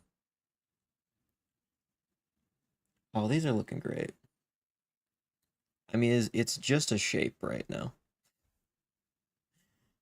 but it does look pretty nice. 3D printed Miku box. I think it would be so fun to learn how to 3D print. But also I'm doing so many other things right now. I can't. I can't learn that.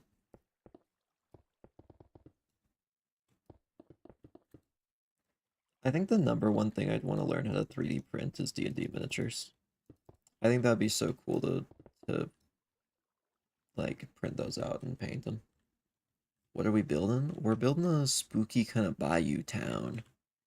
The cliffs were originally going to be shorter, but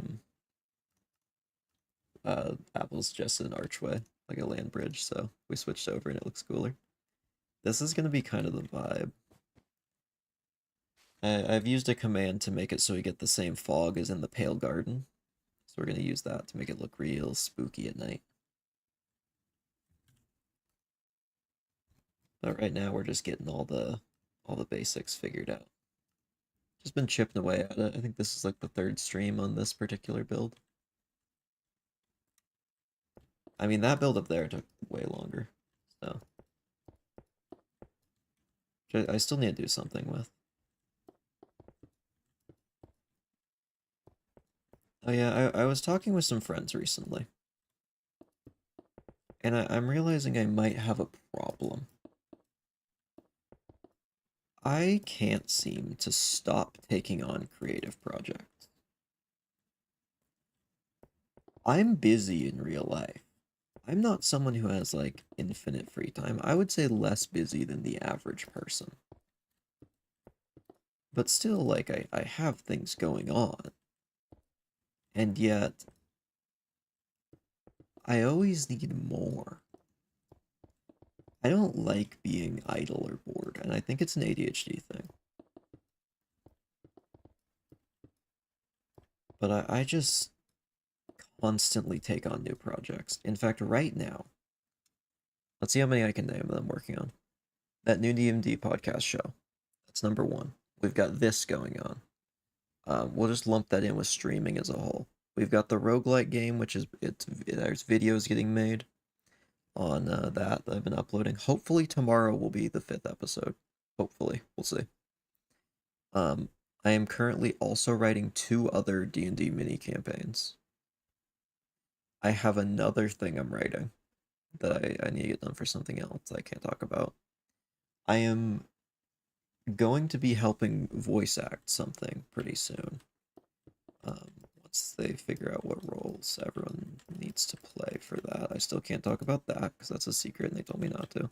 So I'll stop. And then also that same project, they were looking for people to help out more, and I thought, you know what? I'm really busy. I don't have time for that. Anyway, I'll help. So I've now been doing even more for that. I don't know when to quit just taking new tasks.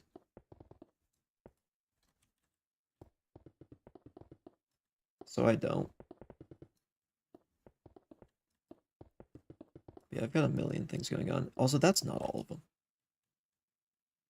See, I'd like to ask, is your voice doing okay? Actually, surprisingly, it's pretty good right now, but thank you for asking. I have a feeling it's going to get absolutely fried soon. See, I would like nothing more than to lay down and have fun dreams when my body says I'm being unproductive makes me go clean the floors. I had that happen recently, a similar thing where I'm just like, I have nothing going on right now. Anyway, I'm gonna go clean a bunch of stuff. I definitely think my voice is getting a little worn out. I think I'm so glad I think through my sentences before I say things because I almost said something I wasn't supposed to say again. I think pretty soon I'm gonna have something that's gonna mess up my voice again. I think I'm probably going to lose my voice soon. Once that new D&D thing starts up that's gonna be on YouTube.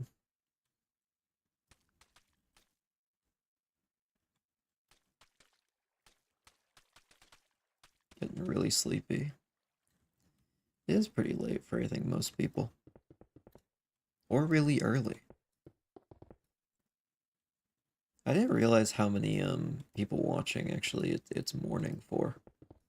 Until people start saying like, "Oh, yeah, I'm gonna go head to school or something." I'm like, "Oh, wow." Didn't realize it was that early for some people. I was kind of figured most of my audience would be in America and in England and Canada. But apparently there's a good few in other places. Fun fact, I used to have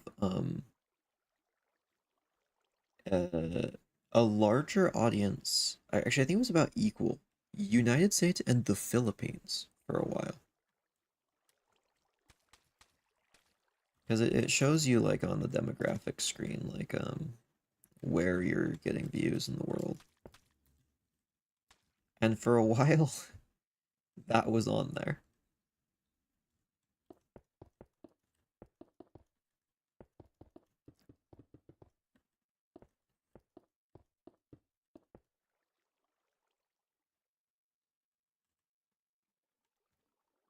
Ah!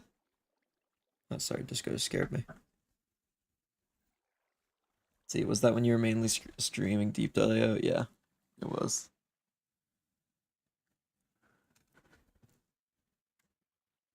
That was when I was essentially like a micro celebrity in that space.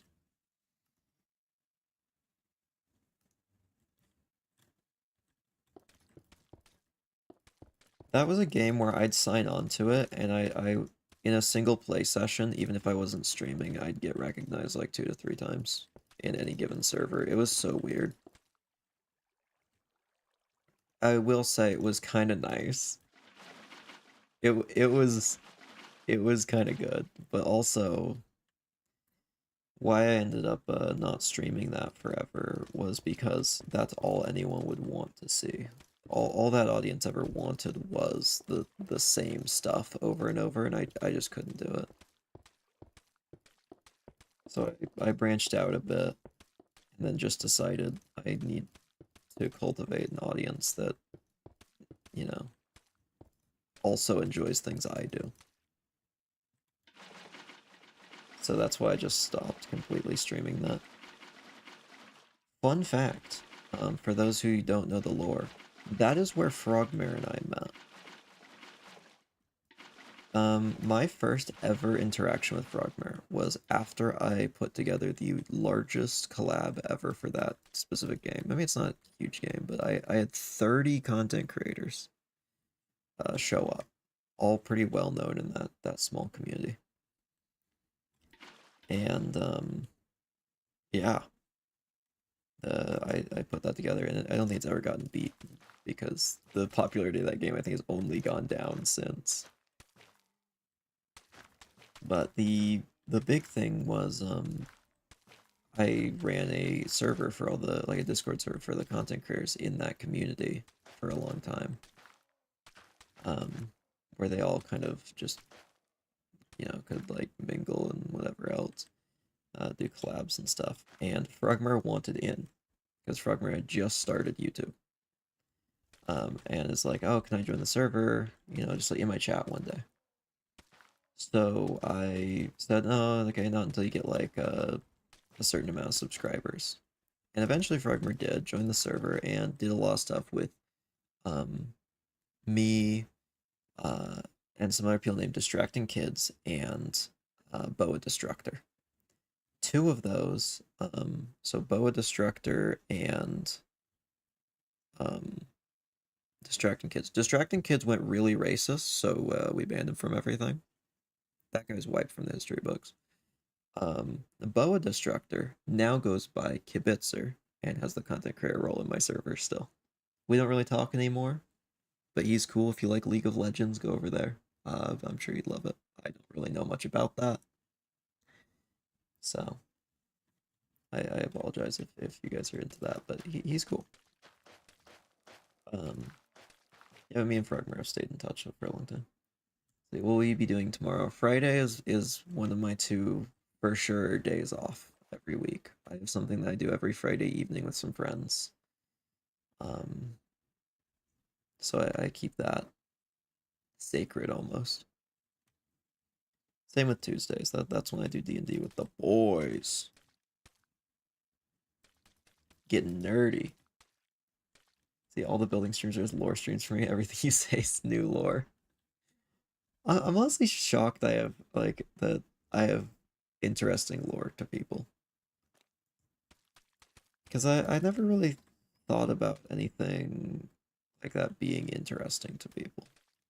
So I'm glad I have some stuff that people find interesting, I guess. A lot of them just like, oh yeah, I'll just say that, and I'm not really expecting much reaction. People are like, what in the world are you talking about? It's like, oh, cool. I guess didn't know that was interesting. One thing that's really nice about I've kind of tried to find a nice balance with my online persona because I don't put on a fake persona for YouTube or anything because I wouldn't enjoy it as much. Maybe for like some stuff, you know, if it's like a more theatrical thing, then maybe I will. But I've definitely kept a lot of my personal stuff very secret. I feel like I found a good balance now of real things to say while not giving away too much of my own privacy. Because at the end of the day, I'm still a person. I need my privacy. And I really don't want to have my real information on the internet. I do have a nuclear option for if someone ever does threaten to leak it, though. I'm not going to spoil what it is because it'll be funny if it ever happens, but maybe not funny. It'll be interesting. Although you wouldn't want to be the person who does it. But I've prepared a nuclear option for if someone ever does leak it. Thanks for stopping by for a while, Top Hat Clan. Or I guess staying for not for a while, 3 hours, no, 2 hours. Yeah, thanks for joining us.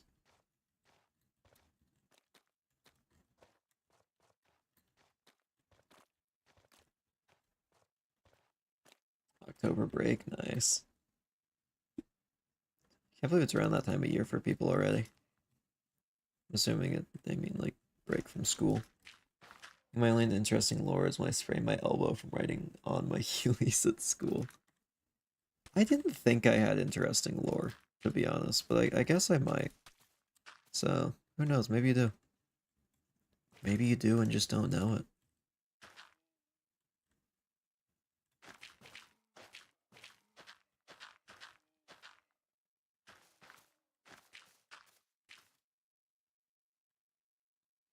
Same. I've told many stories about me on the internet, but no one on the internet actually knows me as a person. That's fair. I feel like anyone who's interacted with me or really watched my stream knows the kind of person I am. Just the vibes. Because there's no fakeness there, but no one knows who, like my personal information, and I prefer that. I would rather just be my personality with no name or face to it. And that's it. That's ideal. That's how I am right now. Just a Minecraft skin and a personality.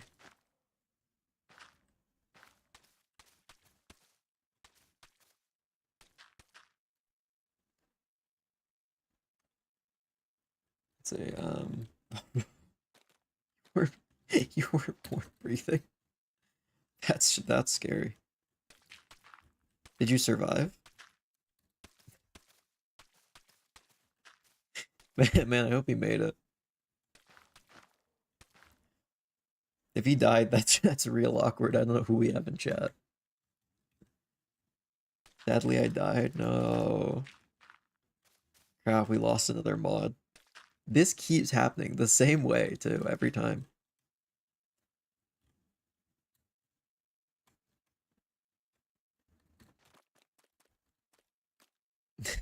Oh, he lived. Okay, he's good.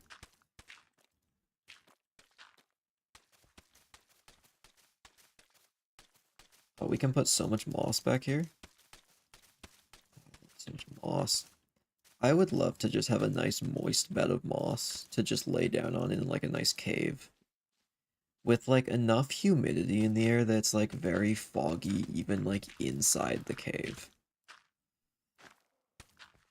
And then like it's like raining outside. That'd be so nice. Am I crazy for that? Or is that like reasonable? Just like a nice moss bed.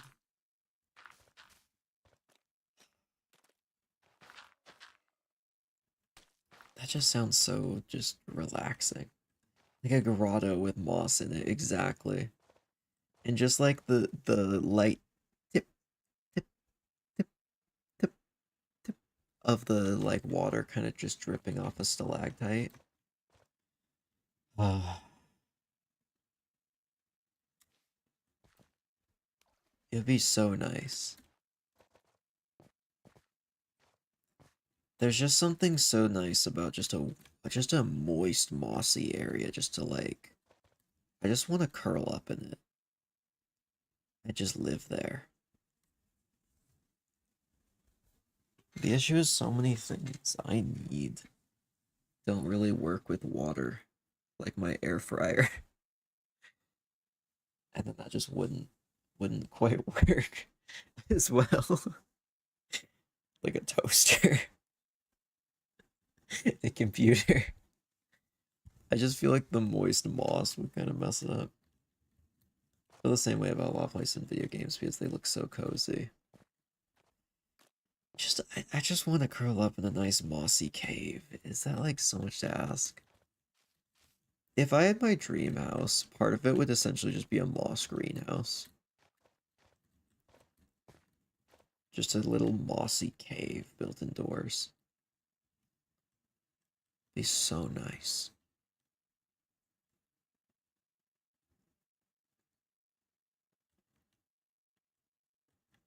I also want an eel pit.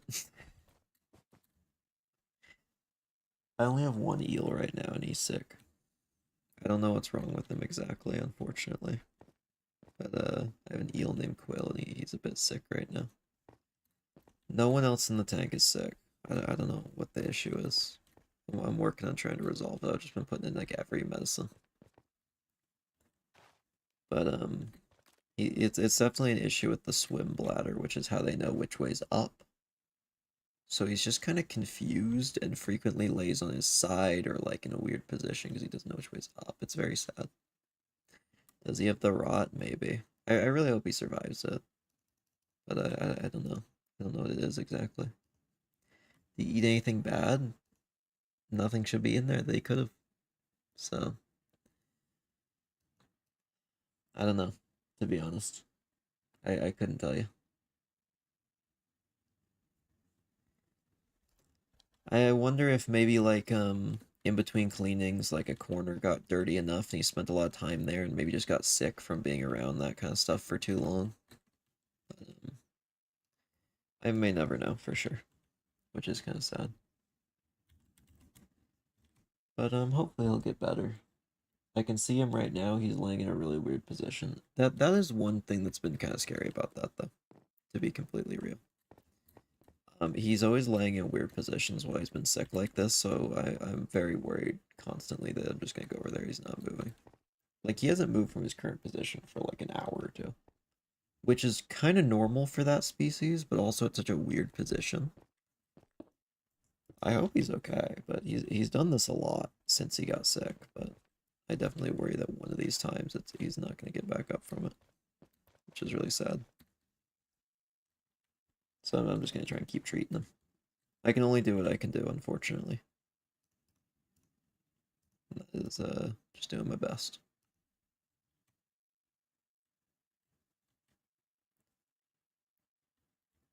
Well, I'm going to change the topic now because that got really sad. But why don't we start building this little house over here? Let's build a little foundation for it.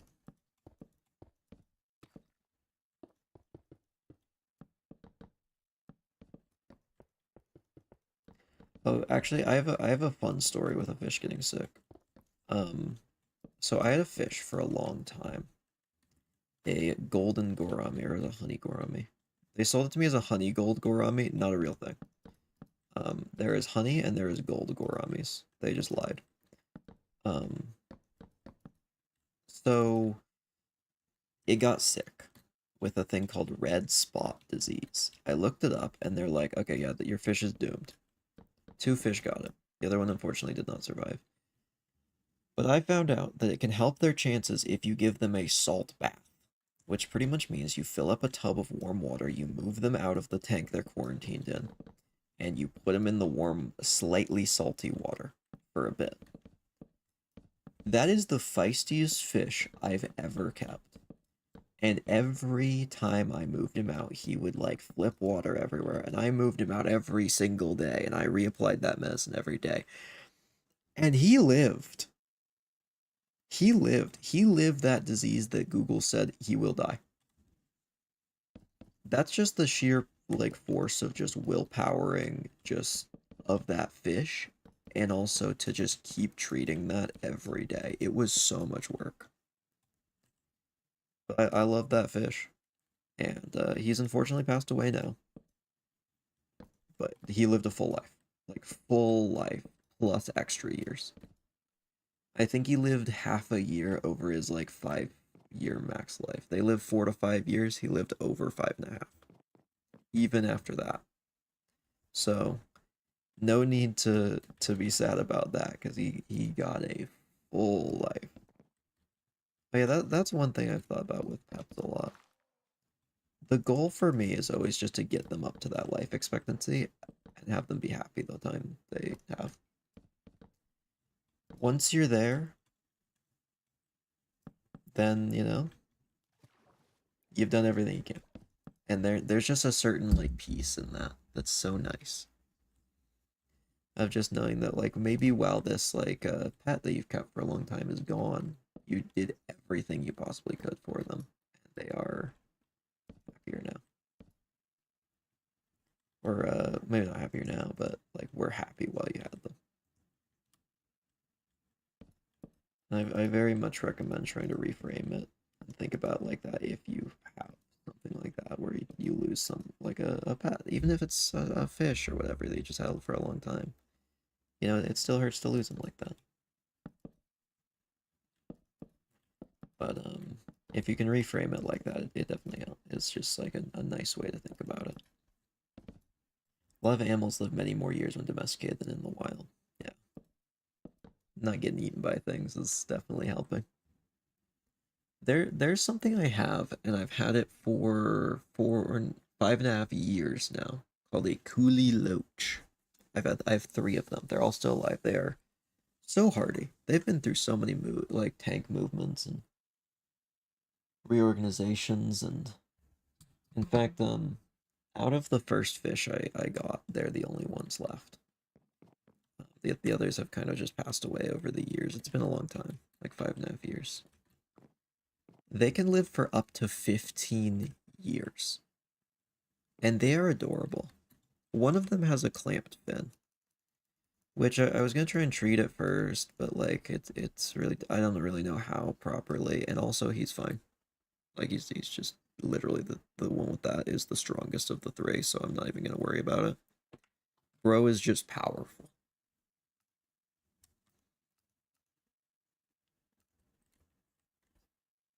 I've been thinking about maybe getting some new aquatic life. I might soon. Yeah, he's just built different. That one's name is Decker. I dubbed him that because at the time I got him, he was much larger than the other two loaches he was purchased with. Mainly vertically. So I nicknamed him Double Decker because he was like twice the height of a normal one. Now the other ones are kind of his size, but he still has that clamped fin, so he has like a pointed fin instead of a flared one. And he's chilling to this day. Wonder if I can actually see him. I don't know if he's out right now. Nah, doesn't look like they are. They'll probably come out for feeding time.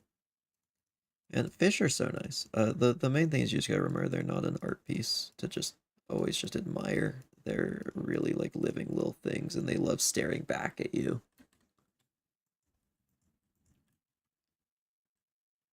And they're little guys, little buddies.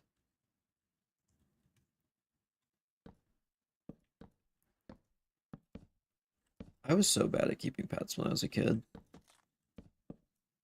Here's a bit of lore. The grasshopper cannibalism incident. This was not my finest moment. I was very young. I didn't understand how to feed or take care of things properly. and I put a bunch of grasshoppers in a box, like 10 of them. Um, and I didn't feed them enough, and they ate each other. They're herbivores. I feel bad about that to this day.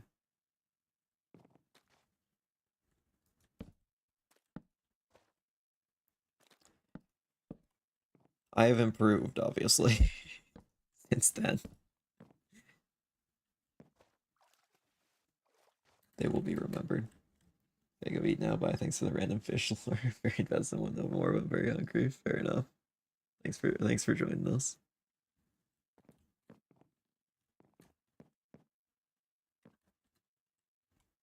You know, I think would be a cool pet, like an iguana. Just a big lizard. Imagine just having an iguana around the house. Like it can just go where it wants. That'd be sick. I like pets that just can go where they want in their enclosure or wherever they live.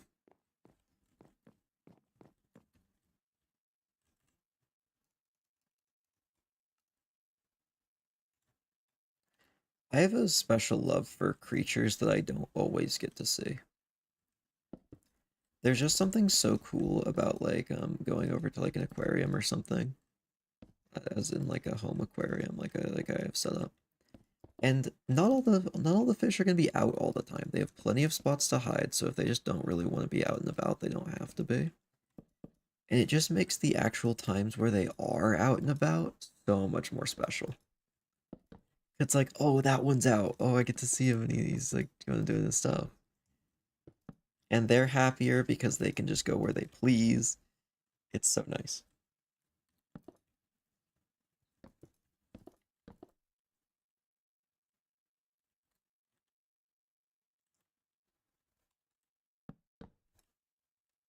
I do very much hope that eel's okay though. I don't know if I ever talked about it on stream, but the last eel I had unfortunately died to an accident, which was very sad. And it was my fault, just to be completely honest. I messed up. And yeah, I still feel bad about that.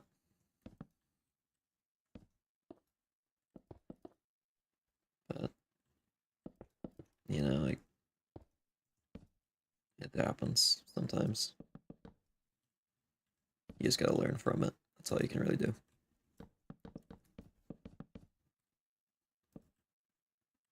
I'm not gonna go into detail on that though, because I think that's a little bit too heavy for stream. But what we are going to go into is a little bit of house building.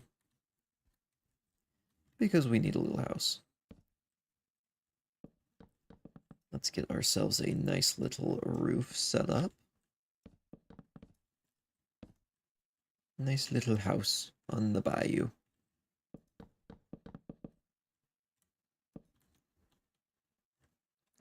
So, I've actually got a question for anyone in chat who wants to answer it. Is there any games that anyone thinks I should do on stream? Because I've been kind of looking for maybe a new one. I might appreciate a suggestion.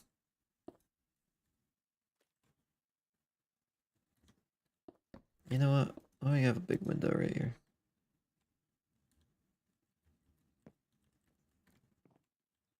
Let's see, fill in this.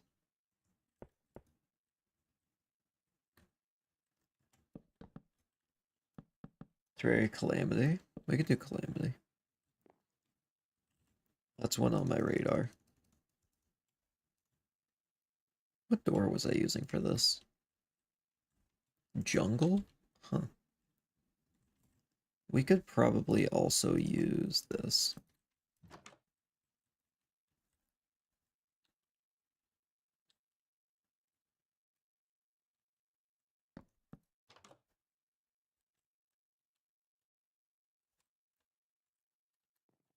This is a very small house. We'll have to make do a bit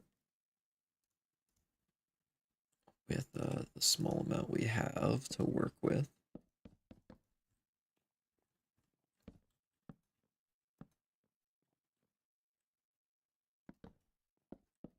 A bit of this.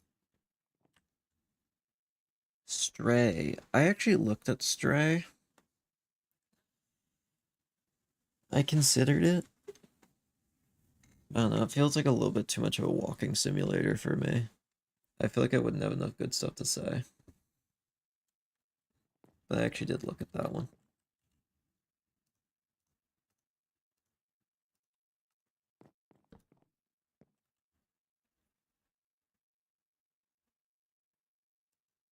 Let's put a crafting table down, you know, maybe they're maybe this guy does like carpentry or something.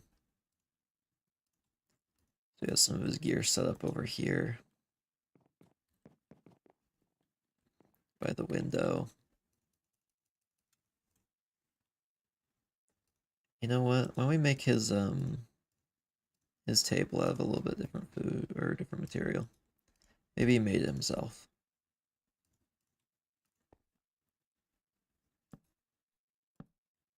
It's been a long time since I've actually looked at Stray, to be honest. I kind of forget how it ends.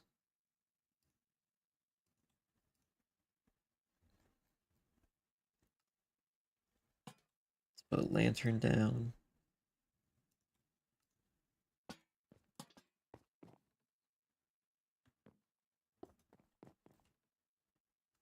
And why don't we even put like a little, no, that doesn't look quite right. How about a chain and then a lantern?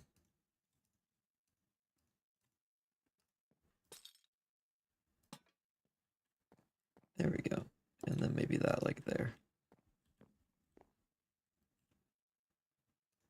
Maybe even a painting on the wall.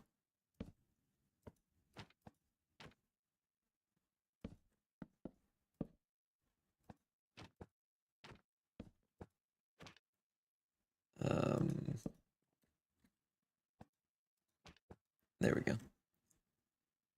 See, I would recommend Satisfactory, but that game is definitely Acquired Taste. I've looked at that one too. I have mixed feelings on that one. Some days I'm like, oh, that would be fun. And then other days I'm like, that sounds like a nightmare. Deltarune. I'll do Deltarune at some point, I promise. It'll happen.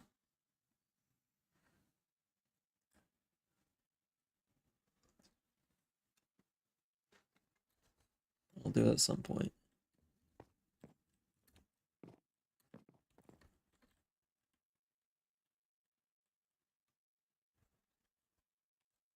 It's a lantern like hanging out here as well. Or you know what? I have like a lantern post.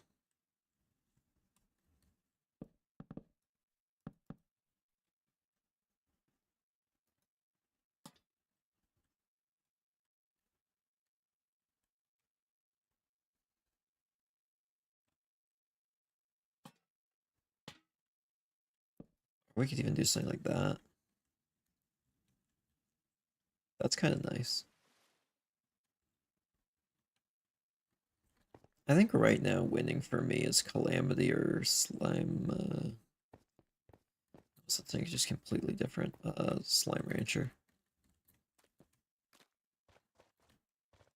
Though I would love to do Astroneer at some point as well. That one I don't know how that would perform though.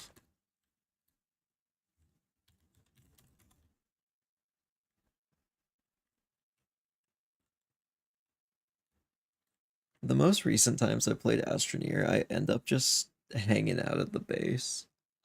While the other person goes and just collects stuff and is constantly funneling resources to me while I just build a masterpiece.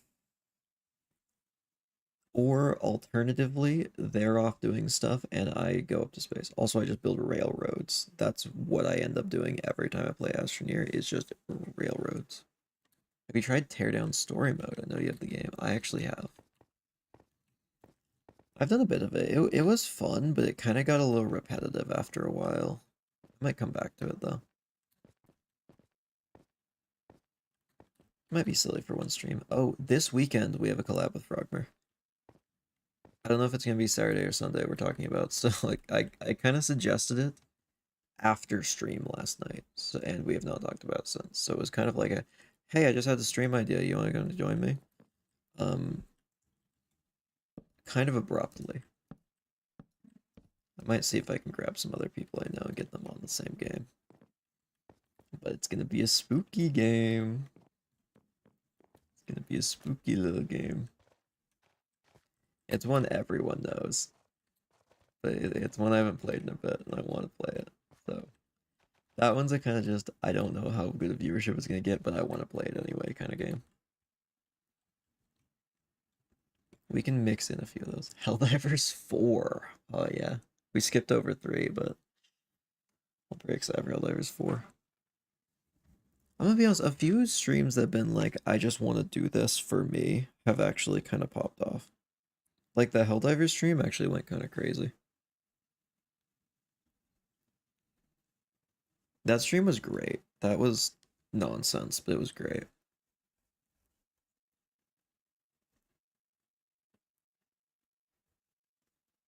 Also, if you're wondering why I just stopped moving for a bit, I need to put some chapstick on my lips so I don't dehydrate and dry up like a slug. Is it perhaps something I would be on the list for? Let me check. Maybe. If you have it, you're invited. Maybe I'll recruit one more as well. It's a 4-person max game. One sec, let me check if this goes the game that me and Frog are gonna do this weekend. Because the more the merrier on that one. Let's find out.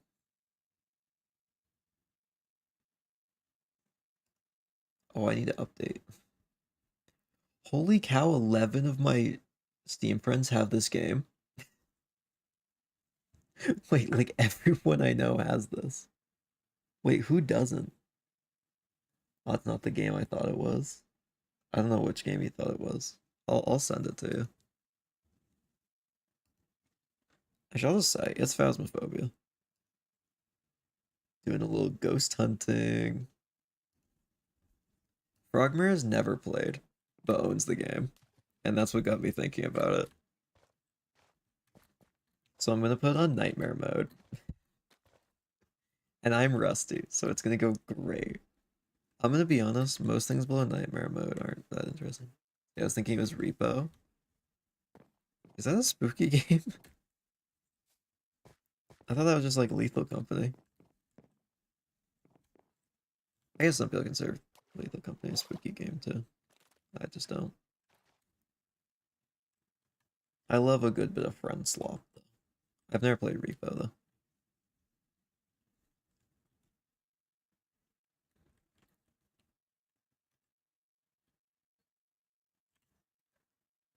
Yeah, Repo is a strange icon. I don't know, it's never been a game that I've been interested enough to play.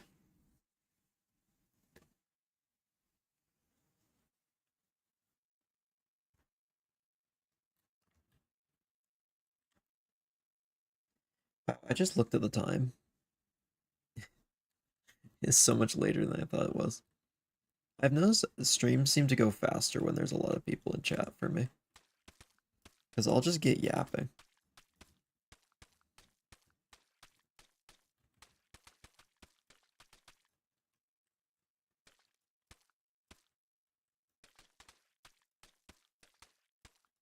Have you considered playing Birkentrick 2000 or 201X? Yeah, I mean, we've considered it. It's just,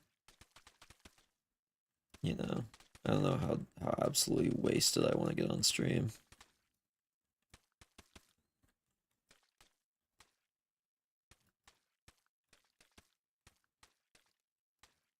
I just don't know if I want to be driving in my car right after a beer, or how much that bump looks like a deer.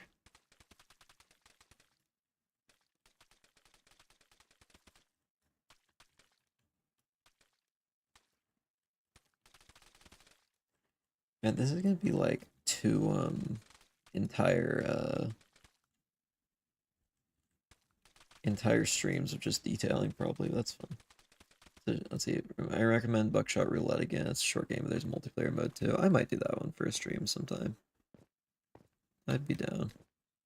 It's like $2 or something as well, so it's not like it's like a big investment either.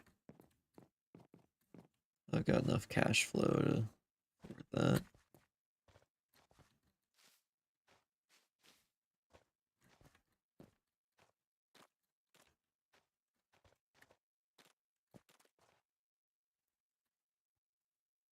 Man, I just have sometimes I just have the worst ideas out of nowhere.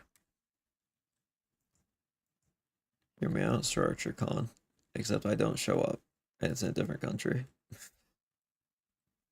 Also, I don't rent out the venue, so pretty much I just do no work and send people to a random park in a different country, and I don't go. Just saying that would be pretty fire.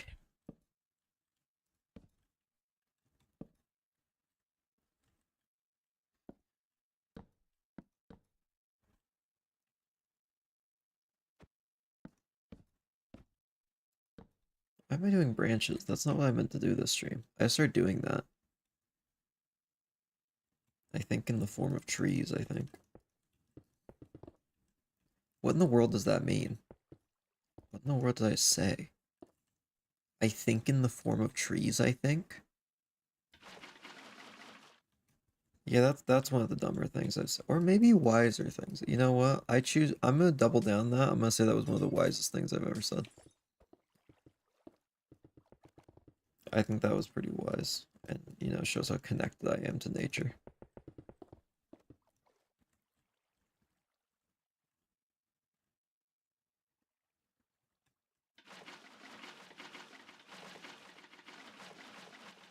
Go up here. He's the Lord. Hi, Tubum. Welcome to the stream.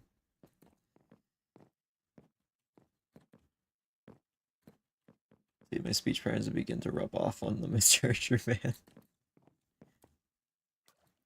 Hey, this is the guy I was talking about on stream a while back of all the heinous crimes. And the one I created a D&D character uses a halberd just to attack this guy. This creature.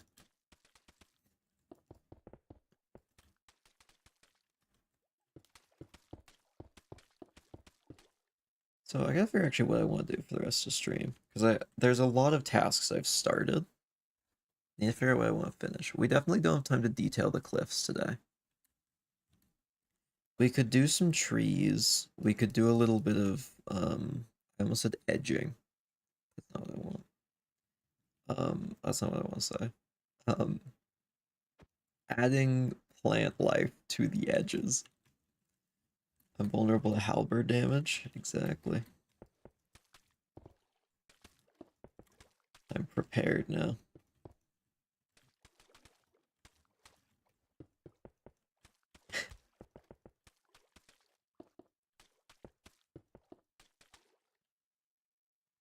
So currently the plan for this weekend of streams is probably going to be Phasmo on one of the 2 days, and then probably another build stream on the other.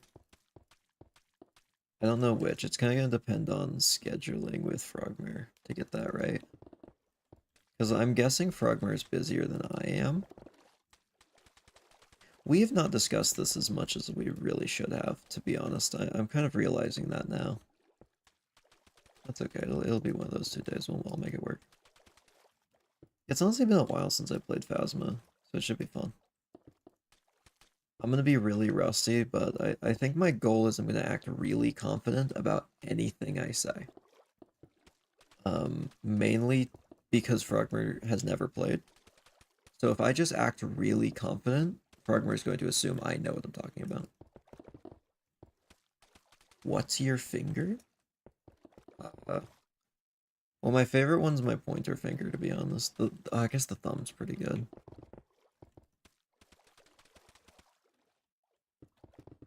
Favorite finger? That's what I said. This is what happens when you know someone for a really long time. They can say, "What's your finger?" and you know what they're asking. See, is it time to slash fill or replace the planting grid with stone? Maybe. Maybe cobblestone, to be honest, because then I can add the dark spots and the highlights.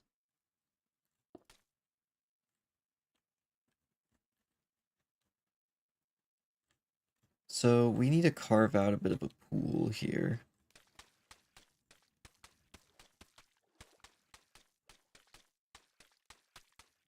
This is where the waterfall is kind of washed out as it, crashes down. It pushes all the sediment out of the way. And in fact, a lot of that would probably get built up around right here in these areas. So there's kind of a choke point. Some of these little sediment buildup areas.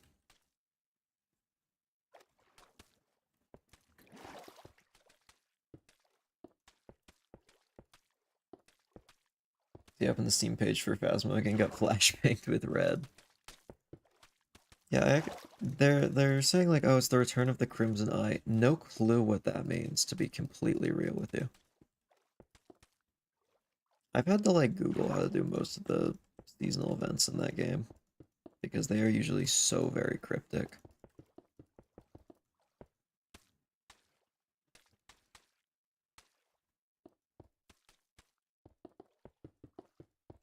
I mean, some of them were easy, like the shoot the snowman one, not too bad.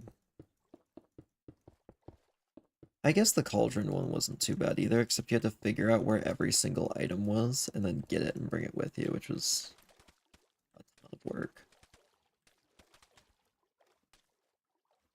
I used to use the Halloween event card. I think now I'm currently using like the Phantom one from the new map. If you get like the secret with the lighthouse, there's like a secret one you can get. I think there's actually two.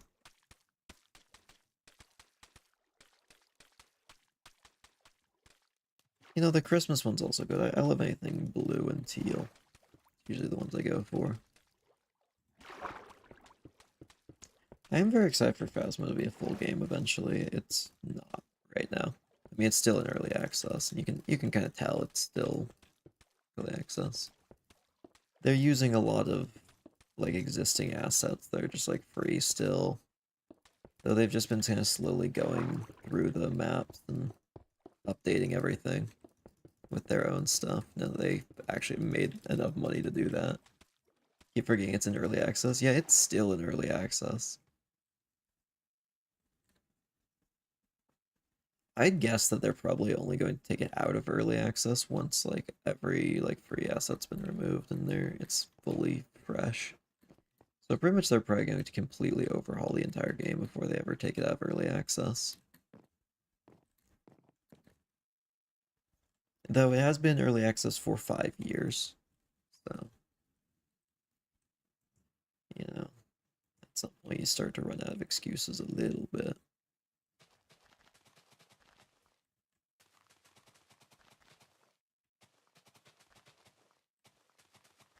And this would be a great spot for a bog hag to live. Like being a bog hag would be a pretty good life. Just living in a bog, being a hag. According to Dungeons and Dragons, men can be hags now, and I'm really happy about that. I'm so glad I can finally be a hag.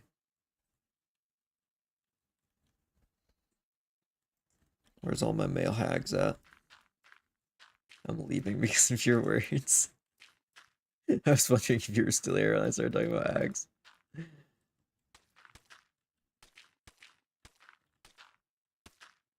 Flat stretch of mud looks like a place you'd see in a corner of that you'd look in the corner of your eye and see a person standing. Yeah, you'd be like walking through here, like, oh yeah, just walking over here. And just out of the corner of your eye, there's just someone over like in one of those areas. You go in, you're like, wait. Peek out the window, they're still there, and you walk outside and they're gone.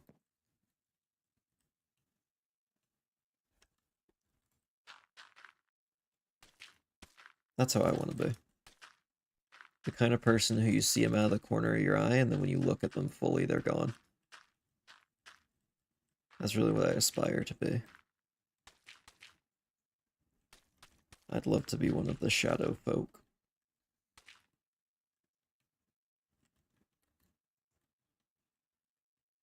I could have one superpower would be to stare at someone from across the street and then disappear when a car passes by. You mean my dad? Yeah, he's a role model. I'm hoping when he's back, he'll teach me how to go and get the milk and then never come back.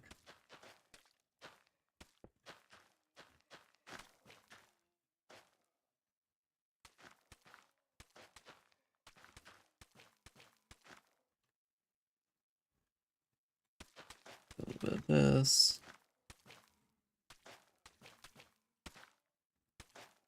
Oh, it's looking lovely. Nice little shoreline. Then we can intersperse some moss in here as the kind of wetter grass. This farm is obsessed with cows. I know you have just a, trying to think of how to phrase this properly, a, Parmesian preference, I guess you could say. You know.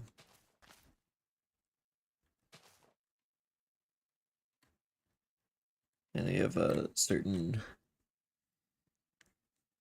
Man, it's hard to alliterate with a Q. I'm gonna be honest. I was trying to say something with queso.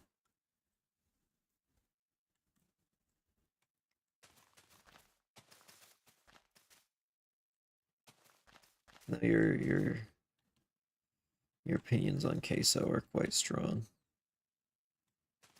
In a benevolent way, you know.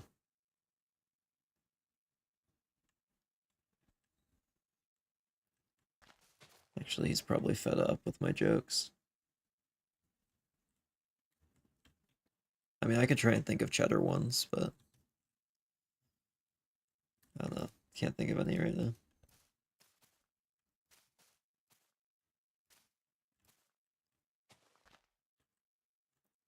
Cheddar connoisseur, exactly. Doombom, what's your opinion on cheese fondue? You know, where you just like melt cheese and then dip in it with like breads and that kind of stuff.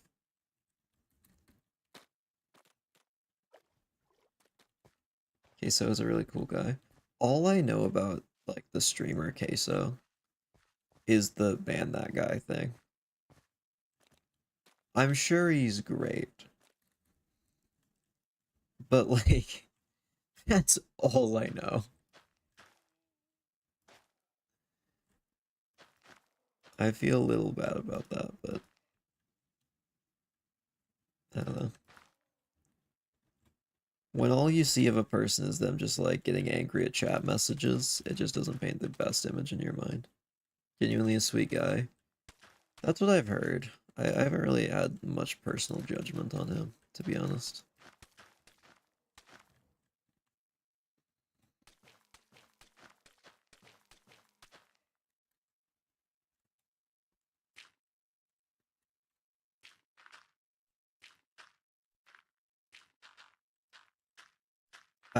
I started formulating something in my brain. I'm like, no, I'm not gonna. What in the world? No, don't say that.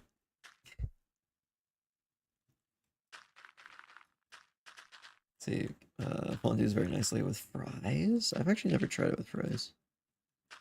I recently learned how to make tempura, and I'm hoping I can figure out how to make fondue well as well.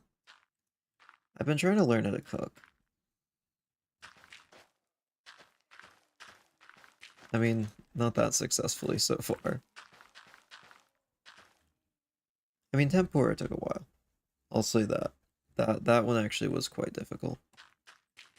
Especially because you're dipping stuff in boiling oil. I've never done that, so that was a new experience. Eaten poutine? No, I've never had it.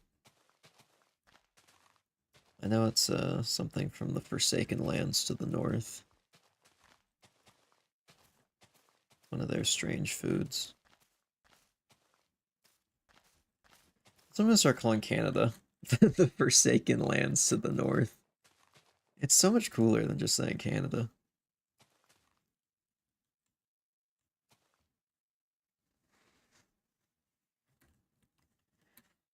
Then there's the Forsaken Lands to the south. And if you go over to England, that's the Forsaken Lands to the east. And then there's China and Japan. That's Asia. It's just Asia.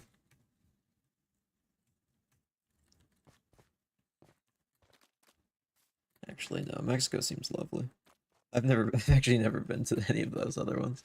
I've been to Mexico quite a few times. It is very nice. Well, the tourist areas, I assume, are a little nicer than the average. I do believe there are some like perfectly fine areas. It's not like the one weird thing about Mexico is like the yellow filter over everything. It's so weird. You should teach geography. I should. I don't think I could name all the countries. I don't think I could name all 50 United States because I'd forget which ones I've said. I think I know them all. I just think I wouldn't be able to name all of them on the spot.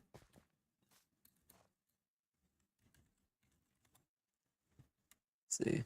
Someone was put tomato sauce and mozzarella on fries and called it Italian poutine. That's the most diabolical thing I've ever seen. What is poutine? Genuinely. I don't know. My culinary skills are not good.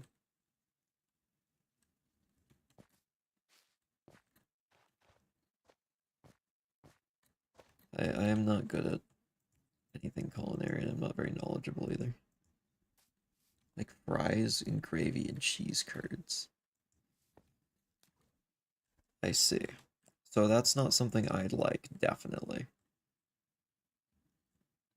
I can already tell you I would not like that. But you know what? That sounds like something most people would like. But also, I'm not a good judge of most people. Because you know what I had for food today? The only meal I had today, and I had this twice. Um, just tofu, air fried, you know, and a little bit of sesame oil. Just get a nice little crisp going. Um, and then take a bit of wasabi and put that in a little sauce bowl. Pour in some soy sauce and then mix it up really good so the wasabi is like fully mixed into the soy sauce. And then just dip the tofu in there. It's great. It's not complicated, which is why I like it. I can make it repeatedly easily. And it is wonderful. I love wasabi. It's so good.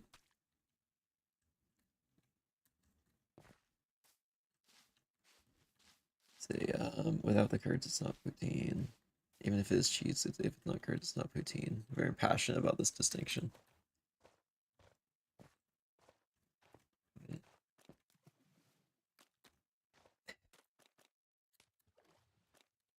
I'm trying to make another culinary joke, but I don't know enough about food to make that determination. I don't like food. I feel like I say this like once or twice a stream. I don't like food and I don't want to eat food. If I could not, I would. I'd like to stop.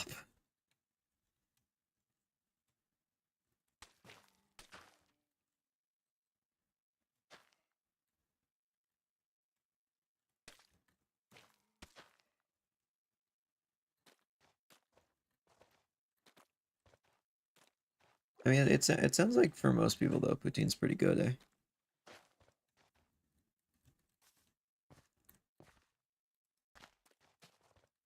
I've never had it, and I probably won't because it's, you know, most of the base ingredients aren't things I like. So, you know, yeah, it sounds pretty. It sounds like most people would.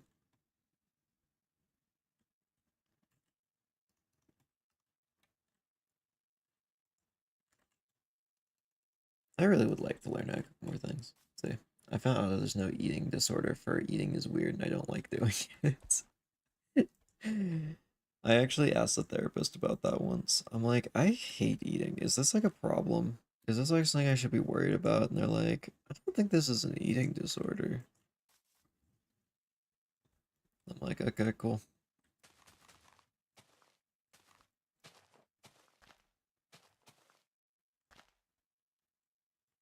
I probably have some sort of just weird eating thing going on deep down, but it's nothing that's dangerous, so it's fine.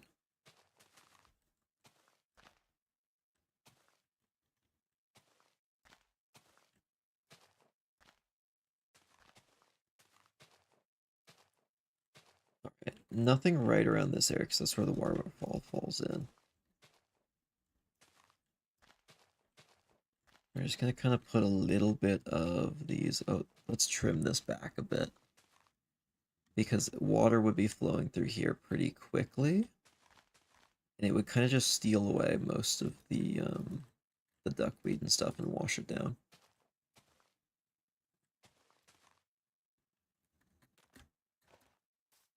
Oh, you know it's one of the best desserts. I love making this because it's so easy. Okay, you get some of those like chocolate melting wafers that you use for like fondue and stuff. And you get some pound cake. And you take like a quarter of that pound cake and you just slice it up. So it's like cubes or rectangular prisms. And you just fill a bowl with the little chocolate wafers, right? And you put it in like the microwave for like 30 seconds and it just gets it warm enough to melt. And then you just stir it for a while until it all melts down into the same consistency. And then you just dip it. You just kind of pluck the little pieces one by one and dip it in there. And it's really good. I mean, it is not the healthiest food, to be completely real with you. I mean, it is like, especially if you get the all butter pound cake. What kind of ludicrous recipe is this? It's essentially just fondue, but easy. Genuinely. Because the idea, so I've had fondue and I've with some other people have cooked it before, and it's quite good. And pound cake's one of the best things in it, to be honest, in my opinion at least.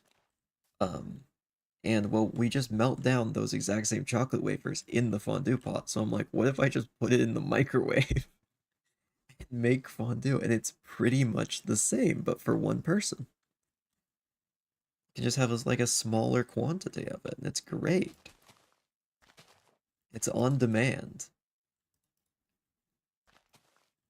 I very much recommend it. It's definitely not a food if you're on a diet. If you're on a diet, don't touch that. It'll kill you with like a knife. See, is it weird just microwave cheese and then peel it off the bowl and eat it because it tastes good like that? Probably. I don't know. I might be weird, so I don't know for sure. If Doombomb's still here, he probably knows.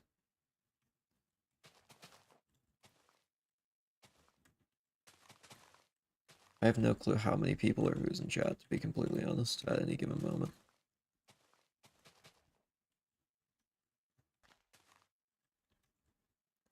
I do that? Okay, so there's two. Two votes for that. Cheese leather is a crazy thing to say. But also I kind of get it. Like I get it. Like fruit leather. You know what? It's fair, but also kind of crazy at the same time.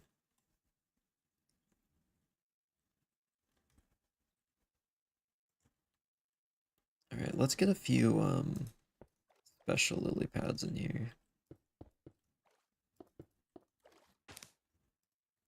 A couple of these.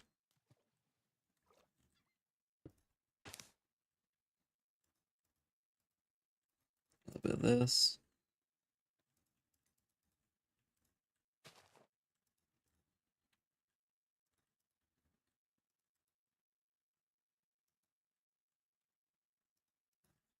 As a child, I wouldn't eat. I wish there was more to that story. I kind of just said that and then realized it was kind of a dead end. But like genuinely, I'd go to like school and stuff and then just like not eat.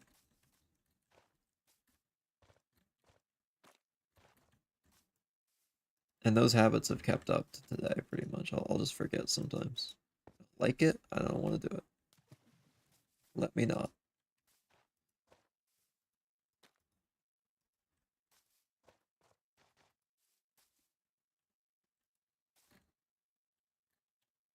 Like there are foods I enjoy, but I'd trade it all for just not having to eat.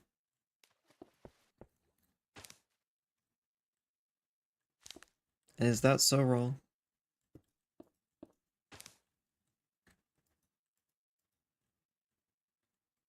Maybe.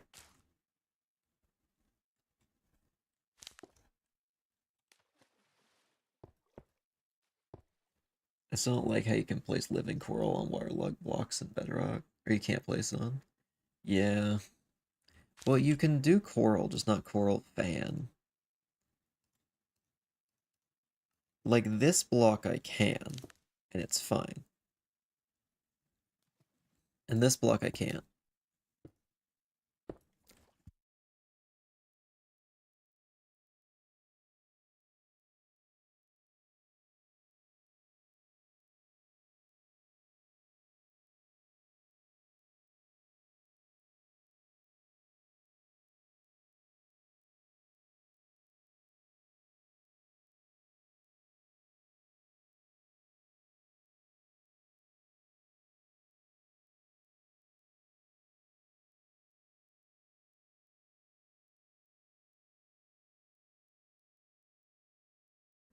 I have returned.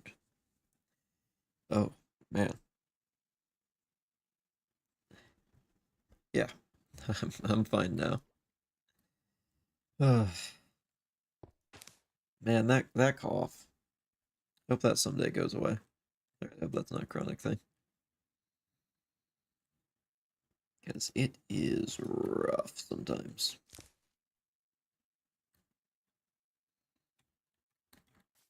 Yeah, sometimes I just cough so bad I nearly throw up. And it'll just happen out of nowhere. I'm just very fast on the mute. Because I don't, that's not something you want to hear on stream. It's not fun.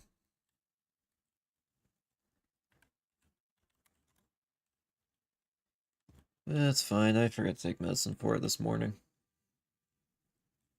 I pretty much figured out allergies compound on it, which means if I can take enough allergy medication, then I won't have to worry about that because it won't be enough total to cause the issue. And also, I hear a car alarm going off in the street. That's fun. I don't think that picks up, luckily.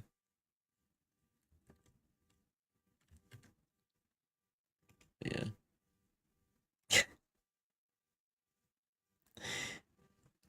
That is a very gross question, but yes.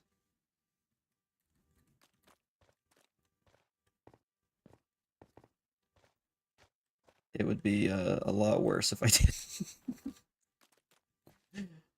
I always have like a lot of tissues and stuff just in case, because you never know when it's gonna flare up. Everyone's got their things to live with, though.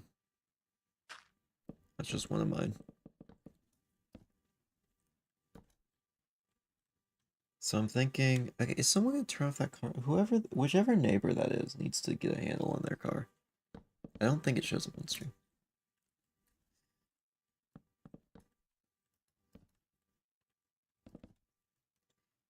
It is weird to be like just constantly sick, though. Like a Victorian child. I can hear the alarm every time you talk. Okay, so you can hear it right now if I go,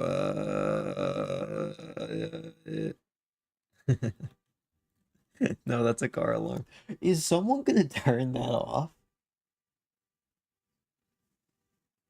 What in the what? Maybe someone's car's actually getting like broken into. I feel like I should go and look outside now. It's not mine. I don't have a car, so it's not my fault. Who needs one? I can do vehicular manslaughter on a lighter vehicle, so I can get away easier. Slip into an alleyway. This genuinely getting tried. What? Why? Why would they do this? Whatever. We'll just continue on. I swear, if this isn't off by the end of stream, I'm gonna be so confused.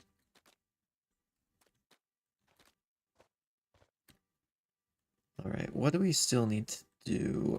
We could do some of the land stuff. Like this.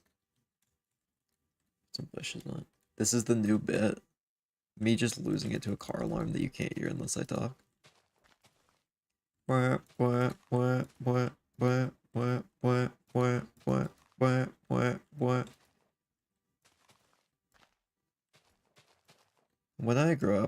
be a car alarm.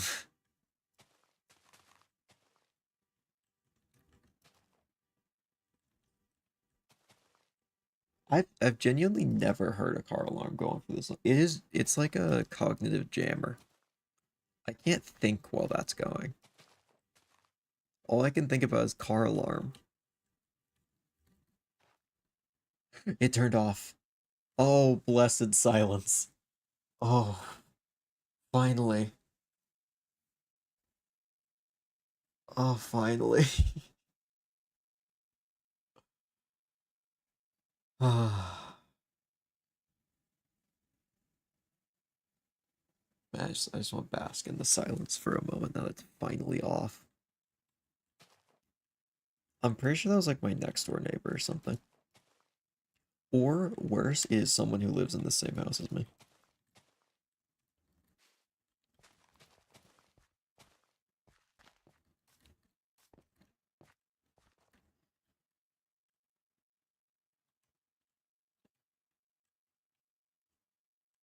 Let's see, oh, I guess we didn't do stuff over here yet. We do need to wrap up fairly soon. Oh, I forgot to add the rules and stuff to stream. I'll have to do that soon. Oh, I need to add all this stuff over here still.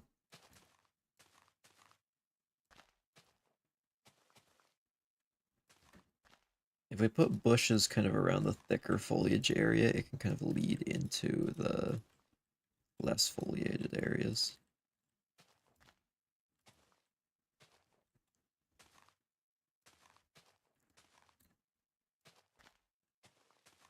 Yeah, we want lots of ground cover, since this is a swamp after all. Lots of plants live here. I just want to make sure that's very clear in how the entire area looks.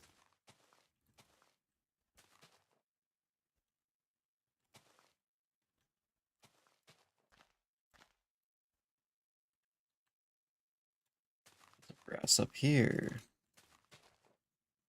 Some grass in here and ferns.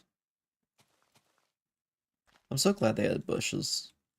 They're such a small feature, but they're just a different kind of plant you can use, and it's so nice.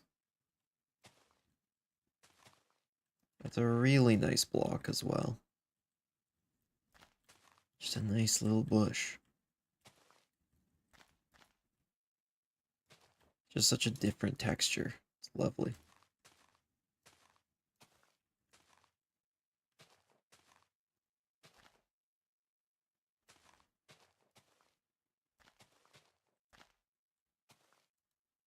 Do this.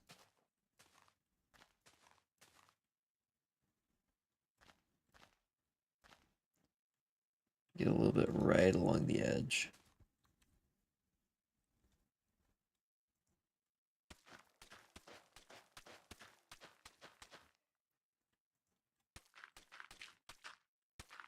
I keep telling myself I'm gonna work on things, and I just never get it done. But I think tomorrow is gonna be the day where I wake up in the morning, and until late in the day, I just work on the roguelike video. Because I think I have enough content to talk about for the entire video's length now. That I think I can edit together all my clips and stuff into a usable video finally. Wait, crap, I promised it was gonna be the summon system, but you know what? It's not. Fine. I'm fine with that.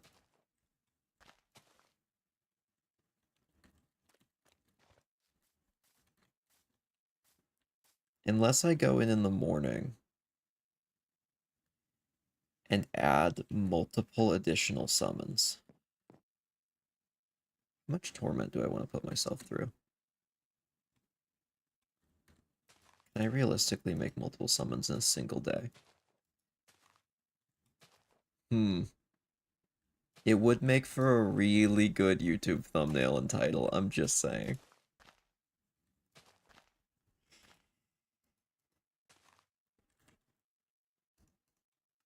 I could just work myself really hard for like the entirety of tomorrow and get out a really, really good video. but also I would be absolutely drained for a while afterward. That's the choice I have to make sometimes. Do I want to get this video out in a timely manner? Because I'm going to try and just upload videos specifically on Fridays now. Friday's fairly late in the day because that seems like when they've gotten the best viewership. So pretty much if I miss tomorrow, it's going to be another week. So I might need to really just commit to the video and just get it done. Yeah, I'll see how I feel when I wake up. Probably tired. That's how I usually wake up.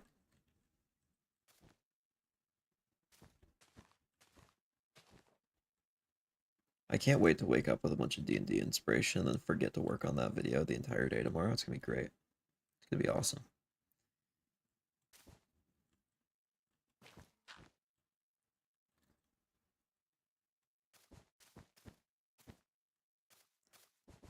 So either way, I think it might be time to wrap up stream. I know we're kind of unfinished on the ground cover, but also this is going to take so much time to do all the ground cover. I don't think we have enough time to do it, even if I went to like maximum stream time.